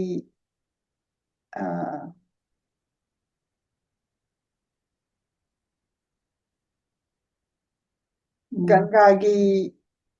ꯃꯅꯥꯛ ꯍꯥꯏꯒꯗ꯭ꯔꯥꯀꯣ ꯃꯁꯤꯗ ꯂꯩꯔꯤꯕ ꯔꯤꯚꯔ ꯑꯇꯩꯁꯤꯡꯁꯨ ꯂꯩꯌꯦꯕ ꯂꯩꯕ ꯍꯥꯏꯗꯤ ꯔꯤꯚꯔ ꯃꯌꯥꯝꯒ ꯑꯃꯨꯛ ꯁꯝꯖꯟꯅꯐꯝ ꯔꯤꯚꯔꯒꯤ ꯍꯧꯔꯛꯐꯝꯁꯤ ꯇꯣꯉꯥꯟ ꯇꯣꯉꯥꯟꯅ ꯂꯩꯌꯦꯕ ꯑꯗꯣ ꯁꯤꯒꯤ ꯒꯪꯒꯥꯁꯤꯒ ꯑꯗꯨꯝ ꯃꯣꯏꯁꯦ ꯒꯪꯒꯥꯁꯤꯅ ꯊꯦꯡꯉꯀꯥꯟꯗ ꯃꯣꯏꯁꯦ ꯏꯁꯤꯡꯁꯦ ꯑꯗꯨꯝ ꯊꯦꯡꯅꯈ꯭ꯔꯕꯅꯤꯅ ꯒꯪꯒꯥ ꯌꯥꯎꯋꯦ ꯍꯥꯏꯕ ꯑꯗꯨꯏꯗꯤ ꯒꯪꯒꯥꯃꯛꯇ ꯆꯠꯄ ꯉꯝꯗ꯭ꯔꯒꯁꯨ ꯃꯁꯤꯒꯤ ꯏꯁꯤꯡ ꯀꯩꯅꯣ ꯔꯤꯚꯔꯁꯦ ꯁꯤ ꯃꯃꯤꯡ ꯍꯥꯏꯔꯛꯄꯩ ꯋꯥꯅꯤꯗ ꯃꯥꯅ ꯃꯃꯤꯡꯁꯦ ꯒꯣꯗꯥꯕꯔꯤ ꯁꯔस्वती कालिंदी कावेरी कृष्णा रेवा बहुदा तुंगभद्रा भीमाराती बेत्रावती तम्रापर्णी and सतरुदी ꯑꯗꯨꯅ ꯁꯤꯒꯤ ꯇꯨꯔꯦꯟꯁꯤꯡꯁꯤꯗꯁꯨ ꯒꯪꯒꯥꯒꯤ ꯒꯪꯒꯥꯁꯦ ꯄ꯭ꯔꯖꯦꯟꯠ ꯑꯣꯏ ꯍꯥꯏꯕ ꯁꯤ ꯂꯩꯔꯦꯀꯣ ꯑꯗꯨꯃ ꯂꯩꯔꯦ ꯑꯗꯨꯗꯤ ꯃꯊꯪꯗ ꯕꯥꯍꯨ ꯑꯩꯁꯤ ꯃꯁꯤ ꯀꯩꯅꯣ ꯇꯧꯔꯛꯀꯅꯤ ꯑꯗꯣ ꯃꯁꯤꯒꯤꯁꯤꯗ ꯆꯠꯇ꯭ꯔꯤꯉꯩꯗ ꯏꯃꯥꯅ ꯍꯧꯖꯤꯛꯀꯤ ꯇ꯭ꯔꯤꯕꯦꯅꯤ ꯁꯪꯒꯝꯗ ꯆꯠꯂꯨꯕꯒꯤ ꯋꯥꯔꯤ ꯑꯗꯨꯒ ꯒꯪꯒꯥꯗꯒ ꯃꯔꯤ ꯂꯩꯅꯕ ꯑꯦꯛꯁꯄꯤꯔꯤꯌꯦꯟꯁ ꯋꯥꯔꯤꯁꯤꯡ ꯈꯤꯇꯪ ꯍꯥꯏꯕꯤꯌꯨ ꯑꯩꯅ ꯀꯩꯅꯣꯅꯤ ꯑꯩꯈꯣꯏꯒꯤ ꯆꯍꯤ ꯀꯨꯟ ꯒꯤ ꯃꯌꯥ ꯀꯨꯟ ꯍꯦꯟꯕ꯭ꯔꯥ ꯑꯩꯅ ꯑꯣꯖꯥ ꯑꯣꯏꯔꯤꯁꯦ ꯃꯗꯩꯗꯨꯗ ꯒꯪꯒꯥꯁꯦ ꯑꯗꯨꯝ ꯄꯔꯥ ꯇꯥꯛꯄꯗ ꯑꯉꯥꯡꯒꯤ ꯄꯔꯥꯁꯦ ꯇꯥꯛꯄꯗ ꯒꯪꯒꯥꯁꯤ ꯀꯔꯤꯒꯤꯗꯃꯛꯇ ꯀꯩꯅꯣ ꯑꯇꯩ ꯑꯇꯩ ꯏꯁꯤꯡꯕꯨꯗꯤ ꯁꯦꯡꯗ꯭ꯔꯒ ꯒꯪꯒꯥꯁꯤ ꯁꯦꯡꯉꯤꯅꯣ ꯍꯥꯏꯕꯁꯦ ꯑꯩꯅ ꯑꯉꯥꯡꯗ ꯃꯀꯣꯛꯁꯤꯗ ꯆꯪꯅꯕ ꯍꯥꯏꯅ ꯊꯤꯔꯦ ꯑꯗꯨ ꯀꯗꯥꯏꯗ ꯐꯪꯒꯦꯕꯨ ꯀꯩꯅꯣꯁꯦ ꯀꯗꯥꯏꯗ ꯐꯪꯒꯦꯕꯨ ꯅꯣꯏꯒꯤ ꯀꯔꯤ ꯍꯥꯏꯇꯥꯔꯦ ꯀꯣꯃꯤꯛ ꯍꯥꯏꯕ꯭ꯔꯥ ꯀꯔꯤꯅꯣꯃ ꯂꯥꯏꯒ ꯌꯥꯝ ꯌꯦꯛꯄ ꯑꯗꯨꯒꯤ ꯄꯔꯥꯗꯣ ꯑꯉꯥꯡꯅ ꯌꯥꯝ ꯄꯥꯝꯃꯤꯗꯅ ꯂꯥꯏꯒ ꯌꯦꯛꯑꯒ ꯃꯃꯤꯠꯀ ꯂꯥꯎꯊꯣꯛꯑꯒ ꯒꯪꯒꯥ ꯊꯣꯔꯛꯄ ꯑꯗꯒꯤ ꯍꯤꯡꯆꯥꯕ ꯊꯣꯔꯛꯄ ꯂꯥꯏ ꯊꯣꯔꯛꯄ ꯀꯩꯗꯧꯕꯁꯦ ꯑꯗꯨ ꯌꯥꯝ ꯀꯩꯅꯣ ꯑꯗꯨꯗꯒꯤ ꯌꯥꯝ ꯐꯪꯉꯦꯕ ꯅꯣꯂꯦꯖꯁꯦ ꯑꯗꯨꯅ ꯑꯩꯈꯣꯏꯅ ꯑꯉꯥꯡꯁꯤ ꯄꯔꯥ ꯇꯥꯛꯄ ꯃꯇꯝꯗ ꯑꯉꯥꯡ ꯃꯀꯣꯛꯇ ꯀꯃꯥꯏꯅ ꯆꯪꯗꯒꯦ ꯁꯦ ꯃꯨꯟꯅ ꯈꯜꯂꯨꯔꯒꯗꯤ ꯑꯩꯈꯣꯏ ꯑꯣꯖꯥ ꯈꯔꯅ ꯑꯩꯈꯣꯏ ꯑꯉꯥꯡ ꯑꯣꯏꯔꯤꯉꯩꯗ ꯄꯥꯔꯒꯅꯦ ꯍꯪꯕꯗ ꯈꯨꯝꯗꯕ ꯍꯥꯏꯗꯤꯅꯦ ꯑꯗꯨꯝ ꯄꯥꯔꯝꯃꯒ ꯑꯩꯈꯣꯏꯅꯁꯨ ꯍꯪꯕ ꯉꯝꯍꯧꯗꯕ ꯑꯗꯨꯗꯩꯗꯨꯗ ꯑꯩꯅ ꯑꯣꯖꯥ ꯑꯣꯏꯔꯛꯄ ꯃꯇꯝꯁꯤꯗ ꯑꯩꯅ ꯒꯪꯒꯥꯅꯒ ꯀꯔꯤꯒꯤꯗꯃꯛꯇ ꯑꯁꯨꯛ ꯌꯥꯝꯅ ꯁꯦꯡꯉꯤꯕꯅꯣ ꯀꯥꯏꯅ ꯍꯥꯏꯕꯁꯦ ꯒꯪꯒꯥꯁꯦ ꯁꯦꯡꯉꯤꯁꯤꯒꯤ ꯃꯔꯝꯁꯦ ꯑꯩꯅ ꯑꯉꯥꯡꯗ ꯌꯥꯝꯅ ꯈꯤꯇꯪ ꯇꯥꯛꯅꯤꯡꯗꯅ ꯑꯩ ꯐꯥꯗ꯭ꯔꯗꯤ ꯌꯥꯗꯕꯅꯤꯅ ꯑꯩꯅ ꯀꯣꯏꯊꯤ ꯊꯤꯔꯦ ꯑꯣꯖꯥ ꯃꯌꯥꯝꯗ ꯍꯪꯉꯦꯀꯣ ꯑꯣꯖꯥ ꯀꯨꯟꯖꯃꯣꯍꯣꯟꯅ ꯑꯩꯉꯣꯟꯗ ꯍꯥꯏ ꯅꯪ ꯀꯣꯃꯤꯛꯇꯨ ꯈꯔ ꯑꯗꯨꯝ ꯄꯥꯎ ꯑꯗꯨ ꯀꯣꯃꯤꯛꯇ ꯑꯗꯨꯝ ꯒꯪꯒꯥꯒꯤ ꯌꯥꯎꯕꯅꯤ ꯂꯩꯇ꯭ꯔꯒ ꯑꯩꯉꯣꯟꯗꯩ ꯂꯧꯕ ꯍꯥꯏꯌꯦꯕ ꯑꯣꯖꯥ ꯀꯨꯟꯖꯃꯣꯍꯣꯟꯁꯦ ꯌꯥꯝ ꯅꯨꯡꯁꯤ ꯑꯩꯗꯤ ꯑꯉꯥꯡ ꯄꯔꯥ ꯇꯥꯛꯄꯗ ꯐꯖꯅ ꯃꯨꯟꯅ ꯈꯪꯗ꯭ꯔꯒꯗꯤ ꯃꯗꯨ ꯑꯩ ꯀꯣꯟꯅ ꯇꯥꯛꯑꯦꯕ ꯑꯗꯨ ꯊꯤꯕ ꯂꯣꯏꯔꯒ ꯑꯗꯩꯗꯨꯗ ꯑꯩꯅ ꯊꯤꯕꯁꯤꯗ ꯀꯣꯃꯤꯛꯇ ꯌꯥꯝ ꯐꯖꯅ ꯌꯥꯎꯔꯝꯃꯦꯕ ꯀꯣꯃꯤꯛꯁꯤꯗ ꯑꯗ ꯒꯪꯒꯥꯁꯦ ꯀꯃꯥꯏꯅ ꯀꯩꯅꯣ ꯑꯁꯨꯛꯀꯤ ꯃꯇꯤꯛ ꯁꯦꯡꯉꯤꯁꯦ ꯍꯤꯃꯥꯂꯣꯏ ꯃꯊꯛꯇꯒꯤ ꯍꯧꯔꯛꯏꯀꯣ ꯃꯇꯝꯗꯨꯗ ꯑꯗꯣ ꯍꯤꯃꯥꯂꯣꯏꯗꯒꯤ ꯍꯧꯔꯛꯄ ꯃꯇꯝꯗ ꯃꯥꯁꯦ ꯈꯣꯡ ꯐꯥꯎꯕ ꯆꯥꯝꯁꯤꯟꯗꯕ ꯃꯐꯝꯅꯦꯕ ꯍꯤꯃꯥꯕꯟꯅ ꯍꯥꯏꯗꯤ ꯍꯤꯃꯥꯂꯣꯏꯁꯤꯅ ꯑꯗꯨꯝ ꯃꯥꯒꯤ ꯃꯅꯥꯛꯇ ꯆꯠꯂꯒ ꯍꯧꯔꯛꯐꯝꯗ ꯀꯩꯅꯣ ꯇꯧꯕꯁꯦ ꯑꯩꯈꯣꯏ ꯗꯔꯁꯟ ꯇꯧꯕꯁꯦ ꯃꯁꯤ ꯀꯩꯅꯣ ꯇꯧꯕ ꯈꯣꯡ ꯐꯥꯎꯕ ꯆꯥꯝꯁꯤꯟꯕ ꯌꯥꯗꯦ ꯃꯥꯒꯤ ꯄ꯭ꯔꯤꯟꯁꯤꯄꯜ ꯂꯩꯗꯤ ꯍꯤꯃꯥꯂꯣꯏꯁꯤꯅ ꯃꯥꯁꯦ ꯌꯥꯝ ꯁꯦꯡꯅ ꯊꯝꯃꯦ ꯑꯗꯨ ꯃꯇꯝꯗꯨꯗ ꯃꯣꯏꯗꯤ ꯑꯩꯈꯣꯏꯗꯤ ꯂꯤꯇꯔꯦꯆꯔꯗ ꯂꯥꯛꯄꯅꯤꯅ ꯍꯤꯃꯥꯂꯣꯏꯁꯦ ꯑꯩꯈꯣꯏꯒꯤ ꯀꯩꯅꯣꯅꯤ ꯍꯤꯃꯥꯕꯟ ꯅꯤꯡꯊꯧꯅꯦꯅ ꯍꯥꯏꯗꯤ ꯍꯤꯃꯥꯂꯣꯏ ꯃꯇꯣꯟ ꯐꯥꯎ ꯀꯥꯕ ꯍꯣꯠꯅꯩ ꯑꯗꯨ ꯀꯩꯁꯨ ꯉꯝꯅꯗꯦꯗꯅ ꯑꯗꯨꯃꯥꯏꯅ ꯇꯧꯗꯅ ꯀꯩꯅꯣꯅꯤ ꯃꯥꯁꯦ ꯌꯥꯝ ꯄꯤꯌꯣꯔꯤꯐꯥꯏꯠ ꯑꯣꯏꯅ ꯍꯤꯃꯥꯂꯣꯏꯁꯤꯅ ꯌꯣꯛꯑꯒ ꯀꯅꯥꯝꯇ ꯀꯥꯈꯠꯄ ꯉꯝꯍꯟꯗꯕ ꯃꯐꯝꯗꯒꯤ ꯒꯪꯒꯥꯁꯦ ꯍꯧꯔꯛꯏ ꯑꯗꯨꯃꯥꯏꯅ ꯇꯧꯗꯅ ꯃꯥꯁꯦ ꯑꯁꯨꯛꯀꯤ ꯃꯇꯤꯛ ꯁꯦꯡꯉꯤ ꯁꯤꯒꯤ ꯃꯔꯝꯁꯦ ꯑꯗꯨꯃꯥꯏꯅ ꯂꯥꯏꯒꯤ ꯕꯣꯔꯗꯒꯤ ꯃꯌꯥꯝ ꯑꯃ ꯂꯩꯕ ꯃꯥꯒꯤ ꯅꯍꯥꯟꯄꯣꯛꯀꯤ ꯇꯧꯖꯔꯨꯕ ꯀꯔꯃ ꯐꯣꯟ ꯃꯤꯉꯣꯟꯗ ꯂꯥꯟꯗꯕ ꯀꯩꯗꯧꯕ ꯃꯌꯥꯝ ꯑꯃ ꯃꯗꯨꯅ ꯑꯩꯈꯣꯏꯒꯤ ꯔꯤꯂꯦꯇꯦꯠ ꯑꯣꯏꯔꯛꯏꯁꯤꯅ ꯑꯩꯈꯣꯏꯅ ꯇꯧꯔꯤꯕ ꯍꯟꯗꯛꯃꯨꯛꯀꯤ ꯃꯄꯣꯛꯁꯤꯗ ꯇꯧꯔꯤꯕ ꯀꯩꯗꯧꯔꯤꯕ ꯃꯌꯥꯝꯁꯦ ꯑꯩꯅ ꯇꯧꯖꯕ ꯅꯤꯖ ꯀꯔꯃ ꯐꯣꯟꯅꯤ ꯍꯥꯏꯕꯁꯦ ꯑꯩꯈꯣꯏꯗ ꯇꯥꯛꯄꯤꯔꯛꯑꯦꯕ ꯅꯤꯖ ꯀꯔꯃ ꯐꯣꯟ ꯍꯥꯏꯁꯤ ꯀꯩꯅꯣ ꯍꯥꯏꯕꯗ ꯑꯩꯅ ꯑꯩꯒꯤ ꯏꯆꯥꯁꯦ ꯀꯩꯅꯣ ꯃꯣꯏꯅ ꯁꯨꯃꯥꯏꯅ ꯍꯥꯏ ꯑꯩꯅ ꯑꯩꯒꯤ ꯏꯆꯥꯁꯦ ꯌꯥꯝ ꯐꯖꯅ ꯁꯦꯝꯃꯝꯃꯒꯗꯤ ꯃꯥꯗꯤ ꯍꯌꯦꯡ ꯁꯤꯔꯕ ꯃꯇꯝꯗ ꯃꯊꯪꯒꯤ ꯃꯄꯣꯛꯁꯤꯗ ꯃꯆꯥꯁꯤꯡꯁꯤꯗ ꯆꯪꯕꯗꯨ ꯁꯣꯏꯗꯅ ꯆꯪꯒꯗꯧꯅꯤ ꯑꯗꯨꯅ ꯃꯥ ꯃꯆꯥ ꯐꯖꯅ ꯁꯦꯝꯃꯤꯁꯦ ꯃꯥ ꯍꯌꯦꯡ ꯃꯄꯣꯛꯇ ꯑꯐꯕ ꯀꯔꯃ ꯂꯩꯔꯗꯧꯅꯦꯅ ꯑꯗꯨꯃꯥꯏꯅ ꯂꯥꯏꯔꯤꯛ ꯀꯌꯥꯗ ꯇꯥꯛꯄꯤꯔꯛꯑꯦ ꯑꯗꯨꯃꯥꯏꯅ ꯇꯧꯅ ꯃꯗꯨ ꯌꯥꯝ ꯊꯤꯔꯀꯥꯟꯗ ꯐꯪꯉꯛꯏꯅꯤꯀோ ꯃꯄꯣꯛ ꯈꯨꯗꯤꯡꯗ ꯅꯪꯒꯤ ꯅꯅꯥꯏ ꯑꯣꯏꯖꯒꯦ ꯍꯥꯏꯁꯦ ꯏꯁꯣꯔꯒꯤ ꯃꯅꯥꯏ ꯑꯣꯏꯅ ꯂꯩꯔꯒꯗꯤ ꯑꯩꯁꯦ ꯀꯅꯥꯝꯇꯅ ꯍꯦꯟꯖꯟꯕꯁꯨ ꯉꯝꯃꯔꯣꯏ ꯑꯆꯨꯝꯕꯁꯨ ꯑꯗꯨꯝ ꯇꯧꯔꯛꯑꯅꯤ ꯑꯩꯅ ꯀꯅꯥꯝꯇꯗ ꯃꯤꯒꯤ ꯃꯄꯣꯠ ꯍꯨꯔꯥꯜꯂꯔꯣꯏ ꯑꯗꯨꯒ ꯆꯥꯅꯤꯡꯉꯥই ꯂꯩꯇ꯭ꯔꯒꯁꯨ ꯑꯩ ꯆꯥꯅꯤꯡꯉꯥই ꯂꯩꯇ꯭ꯔꯦ ꯑꯩꯒꯤ ꯄꯨꯛꯁꯦ ꯍꯥꯡꯉꯦ ꯍꯥꯏꯅ ꯅꯤꯗꯅ ꯈꯣꯠꯇꯅ ꯑꯗꯨꯃꯥꯏꯅ ꯊꯜꯂꯅꯤ ꯍꯨꯔꯥꯜꯂꯒ ꯇꯨꯃꯤꯟꯅ ꯍꯨꯔꯒ ꯑꯗꯨꯃꯥꯏꯅꯗꯤ ꯀꯩꯁꯨ ꯇꯧꯔꯔꯣꯏꯗꯅ ꯑꯗꯨꯅ ꯍꯌꯦꯡꯃꯨꯛ ꯃꯄꯣꯛ ꯍꯟꯗꯛꯃꯨꯛ ꯃꯄꯣꯛ ꯑꯩꯁꯦ ꯃꯥꯒꯤ ꯀꯔꯃꯗꯨꯒꯤ ꯃꯇꯨꯡ ꯏꯟꯅ ꯑꯗꯨꯝ ꯆꯪꯕꯅꯤ ꯀꯥꯏꯅ ꯃꯁꯤꯒꯤ ꯋꯥꯔꯣꯏꯁꯤꯟꯁꯦ ꯑꯗꯣ ꯑꯩꯅ ꯑꯗꯨꯝ ꯑꯉꯥꯡ ꯑꯣꯏꯔꯤꯉꯩꯗꯒꯤ ꯑꯩꯒꯤꯗꯤ ꯄꯨꯔꯣꯟ ꯑꯍꯨꯝꯁꯦ ꯂꯥꯏꯁꯦ ꯌꯥꯝꯅ ꯅꯤꯡꯕ ꯑꯣꯏ ꯑꯗꯩꯗꯨꯗ ꯑꯩꯒꯤ ꯏꯄꯥꯄꯣꯛꯄ ꯏꯄꯨꯕꯣꯛꯁꯦ ꯑꯩꯒꯤ ꯈꯣꯡꯗ꯭ꯔꯥꯝꯗ ꯆꯥꯎꯔꯛꯄꯅꯤꯅ ꯏꯄꯥꯄꯣꯛꯄ ꯏꯄꯨꯕꯣꯛꯀꯁꯦ ꯑꯩ ꯀꯌꯥ ꯍꯦꯟꯅ ꯈꯪꯉꯨꯗꯦ ꯑꯗꯣ ꯑꯩꯅ ꯒ꯭ꯌꯥꯟ ꯇꯥꯔꯛꯇꯅ ꯑꯩꯁꯤꯗꯤ ꯑꯩꯈꯣꯏꯒꯤ ꯑꯩꯅ ꯑꯣꯏꯔꯤꯕ ꯌꯨꯝꯅꯥꯛꯁꯤ ꯅꯠꯇꯦꯅ ꯁꯥꯒꯩꯁꯤ ꯅꯠꯇꯦꯅ ꯈꯪꯉꯛꯄꯗꯒꯤꯗꯤ ꯑꯩꯅ ꯑꯩꯒꯤ ꯏꯄꯥꯒꯤ ꯈꯣꯡꯒꯨꯜ ꯂꯤꯕ ꯑꯩꯗꯤ ꯏꯄꯥꯗꯤ ꯇꯣꯉꯥꯟꯕꯗꯤ ꯅꯠꯇꯦꯀꯣ ꯌꯣꯛꯄ ꯅꯠꯇꯦ ꯑꯦꯗꯣꯞ ꯇꯧꯕ ꯅꯠꯇꯦ ꯏꯃꯥꯒꯤ ꯔꯤꯂꯦꯁꯟꯗ ꯂꯩꯔꯛꯄꯗꯣ ꯑꯩꯅ ꯀꯃꯥꯏꯅ ꯂꯩꯔꯛꯏꯅꯣꯁꯦ ꯑꯩ ꯈꯪꯉꯨꯕ ꯅꯠꯇꯦꯕ ꯑꯩꯗꯤ ꯏꯃꯥꯒꯤ ꯃꯄꯥꯝꯒꯤ ꯃꯤꯅꯦꯅ ꯑꯗꯨꯝ ꯂꯩꯔꯨꯕꯅꯤ ꯑꯗꯒꯤꯗꯤ ꯑꯩꯅ ꯆꯍꯤ 35-36 ꯁꯨꯔꯛꯄ ꯑꯗꯨꯋꯥꯏꯗꯨꯗ ꯑꯩ ꯈꯪꯕ ꯍꯧꯋꯦ ꯃꯇꯝꯗꯨꯗ ꯑꯩꯉꯣꯟꯗ ꯑꯋꯥꯕꯁꯦ ꯌꯥꯝꯅ ꯊꯣꯛꯈꯤꯕ ꯍꯥꯏꯗꯤ ꯏꯀꯥꯏ ꯅꯨꯡꯁꯤ ꯌꯥꯅꯕ ꯑꯗꯨꯒ ꯑꯩ ꯃꯤ ꯃꯃꯥꯡꯗ ꯆꯠꯅꯤꯡꯗꯕ ꯀꯩꯗꯧꯕ ꯀꯩꯒꯤ ꯑꯩꯒꯤ ꯂꯥꯟꯕ ꯅꯠꯇꯦ ꯑꯩꯒꯤ ꯏꯔꯥꯟ ꯅꯠꯇꯦ ꯑꯩꯒꯤ ꯏꯃꯥꯗꯣ ꯑꯇꯣꯞꯄ ꯅꯨꯄꯥ ꯑꯃꯗ ꯂꯨꯍꯣꯡꯈꯤꯕ ꯑꯗꯨꯗꯒꯤ ꯑꯩꯅ ꯌꯥꯝ ꯏꯀꯥꯏꯖꯔꯕ ꯑꯩ ꯍꯥꯟꯅꯗꯤ ꯑꯗꯨ ꯈꯪꯉꯝꯃꯒꯗꯤ ꯑꯗꯨ ꯌꯥꯝ ꯏꯀꯥꯏꯔꯣꯏꯗꯧꯅꯤ ꯑꯩ ꯀꯔꯤꯝ ꯈꯪꯉꯨꯗꯕ ꯑꯗꯒꯤ ꯑꯩꯅ ꯊꯤꯒꯠꯄ ꯍꯧꯔꯛꯑꯦ ꯊꯤꯖꯟꯕ ꯍꯧꯔꯛꯑꯦ ꯑꯗꯨꯃꯥꯏꯅ ꯇꯧꯔꯛꯄꯗꯒꯤ ꯑꯩꯅ ꯂꯥꯏꯁꯦ ꯅꯤꯡꯉꯦꯕ ꯑꯩꯁꯦ ꯂꯥꯏꯁꯦ ꯅꯤꯡꯕꯁꯤꯅ ꯉꯁꯥꯏ ꯃꯥꯅ ꯃꯇꯦꯛ ꯍꯥꯏꯔꯤꯕ ꯃꯌꯥꯝꯗꯣ ꯏꯁꯣꯔꯁꯤꯅꯗꯤ ꯑꯗꯨꯝꯗꯤ ꯎꯕꯤꯕꯖꯥꯠꯅꯤ ꯎꯕꯤꯕ ꯍꯥꯏꯕ ꯇꯥꯔꯦꯀꯣ ꯑꯩꯉꯣꯟꯗ ꯑꯩꯒꯤ ꯒꯥꯏꯗ ꯍꯥꯏꯇꯥꯔꯦ ꯂꯝꯖꯤꯡꯕꯁꯦ ꯐꯔꯝꯗ꯭ꯔꯒꯗꯤ ꯑꯩꯗꯤ ꯑꯥꯗ ꯂꯣꯈꯥ ꯌꯧꯕꯁꯨ ꯌꯥꯏꯑꯕ ꯑꯩꯒꯤ ꯒꯥꯏꯗꯁꯦ ꯑꯁꯨꯛꯀꯤ ꯃꯇꯤꯛ ꯐꯩ ꯑꯗꯨꯒ ꯑꯩꯉꯣꯟꯗ ꯅꯠꯇꯕ ꯀꯩꯗꯧꯕ ꯑꯃꯠꯇ ꯑꯩꯅ ꯏꯟꯈꯠꯂꯛꯄ ꯋꯥꯈꯜ ꯈꯟꯕ ꯉꯝꯃꯛꯄ ꯐꯥꯎꯁꯦ ꯃꯁꯤ ꯑꯩꯉꯣꯟꯗ ꯄꯤꯗꯦ ꯑꯗꯒꯤ ꯀꯣꯟꯊꯪꯗ ꯈꯤꯇꯪ ꯃꯥꯒꯤ ꯗꯣꯁꯥ ꯏꯔꯩꯅ ꯍꯥꯏꯒꯗ꯭ꯔꯥ ꯈꯤꯇꯪ ꯑꯩꯉꯣꯟꯗ ꯖꯦꯂꯦꯁ ꯀꯥꯈꯤꯕ ꯃꯌꯥꯝ ꯑꯃꯗꯤ ꯌꯥꯎꯈꯤꯗꯕꯗꯤ ꯅꯠꯇꯦ ꯑꯗꯨꯁꯨ ꯃꯤꯑꯣꯏꯕꯒꯤ ꯍꯧꯅꯕꯅꯤ ꯑꯩꯉꯣꯟꯗꯗꯤ ꯒꯥꯏꯗꯁꯦ ꯌꯥꯝ ꯐꯖꯅ ꯄꯤꯕ ꯑꯣꯏꯌꯦ ꯑꯗꯨꯅ ꯑꯩꯒꯤ ꯏꯄꯨꯕꯣꯛꯁꯤ ꯏꯄꯥ ꯄꯣꯛꯄꯅꯤꯀꯣ ꯑꯩ ꯍꯥꯏꯁꯦ ꯏꯃꯥ ꯄꯣꯛꯄꯁꯤꯗꯤ ꯑꯩꯅ ꯌꯥꯝ ꯃꯨꯟꯅ ꯈꯪꯍꯧꯕꯗꯤ ꯑꯣꯏꯗ꯭ꯔꯦ ꯑꯗꯨ ꯃꯃꯤ ꯁꯥꯃꯤꯗꯤ ꯑꯩ ꯅꯤꯡꯁꯤꯡꯕ ꯉꯝꯕ꯭ꯔꯥ ꯍꯥꯏꯅ ꯍꯧꯖꯤꯛ ꯇꯧꯕꯗ ꯃꯃꯤ ꯁꯥꯃꯤꯗꯤ ꯅꯤꯡꯁꯤꯡꯉꯤ ꯑꯗꯨ ꯃꯥꯅ ꯏꯔꯨꯖꯕ ꯑꯩ ꯎꯗꯦ ꯀꯩꯒꯤꯅꯣꯗ ꯑꯩꯅ ꯑꯉꯥꯡ ꯌꯥꯝ ꯑꯣꯏꯕꯅ ꯎꯗ꯭ꯔꯤꯁꯦ ꯃꯤꯠ ꯎꯗꯕ ꯅꯠꯇꯦ ꯃꯥꯅ ꯆꯥꯏꯊꯕ ꯀꯩꯗꯧꯕꯁꯦ ꯀꯩꯝꯇ ꯑꯩ ꯈꯪꯗꯦꯕ ꯑꯗꯩ ꯀꯣꯟꯊꯪꯗ ꯏꯄꯥ ꯄꯣꯛꯄ ꯏꯄꯨꯕꯣꯛꯁꯤ ꯑꯩ ꯈꯪꯉꯦꯗꯤ ꯑꯩ ꯃꯁꯛ ꯌꯥꯝ ꯃꯨꯟꯅ ꯈꯪꯕ ꯅꯠꯇꯦ ꯍꯧꯖꯤꯛꯁꯨ ꯑꯩꯅ ꯑꯉꯥꯡ ꯑꯣꯏꯔꯤꯉꯩꯗ ꯎꯈꯤꯕ ꯃꯤꯁꯤꯡꯁꯦ ꯂꯣꯏꯅ ꯂꯥꯛꯁꯟꯕ ꯉꯝꯃꯤ ꯁꯩꯔꯦꯡ ꯐꯥꯎꯕꯗ ꯀ꯭ꯂꯥꯁ 2ꯗ ꯊꯤꯈꯤꯕ ꯁꯩꯔꯦꯡꯁꯦ ꯑꯩ ꯀꯩꯅꯣꯗ ꯗꯦꯜꯂꯤ ꯌꯨꯅꯤꯚꯔꯁꯤꯇꯤ ꯀꯦꯝꯄꯁꯇ ꯊꯤꯕ ꯉꯝꯃꯤ ꯂꯥꯏꯔꯤꯛꯁꯨ ꯄꯨꯗꯦ ꯑꯗꯨ ꯃꯀꯣꯛꯇꯨ ꯅꯤꯡꯁꯤꯡꯉꯒ ꯂꯣꯏꯅ ꯍꯥꯏꯕ ꯉꯝꯕ ꯁꯛꯇꯤ ꯑꯃ ꯑꯩꯉꯣꯟꯗ ꯄꯤꯕꯤꯔꯦ ꯑꯗꯨꯃꯥꯏꯅ ꯇꯧꯗꯅ ꯑꯩꯒꯤ ꯏꯕꯨꯕꯣꯛꯁꯤ ꯑꯩꯗꯤ ꯏꯄꯥ ꯄꯣꯛꯄꯁꯦ ꯃꯥꯅ ꯑꯩꯁꯦ ꯌꯥꯝ ꯅꯨꯡꯁꯤꯕ ꯑꯗꯨꯒ ꯑꯩꯒꯤ ꯏꯃꯥꯗꯨꯁꯨ ꯃꯥꯅ ꯌꯥꯝ ꯅꯨꯡꯁꯤ ꯑꯩꯅ ꯈꯪꯕ ꯐꯥꯎꯗ ꯑꯩꯅ ꯃꯥꯒꯤ ꯊꯤꯒꯠꯄ ꯍꯧꯔꯛꯄꯁꯦ ꯀꯔꯤꯒꯤꯅꯣꯅ ꯍꯥꯏꯕꯗ ꯃꯥꯒꯤ ꯃꯃꯧ ꯅꯨꯄꯤꯁꯦ ꯃꯥꯒꯤ ꯃꯆꯥꯅꯨꯄꯥꯗꯨꯅ ꯌꯥꯝ ꯉꯟꯅ ꯍꯨꯟꯗꯣꯛꯑꯝꯕꯅꯤ ꯍꯥꯏꯔꯒꯅꯦ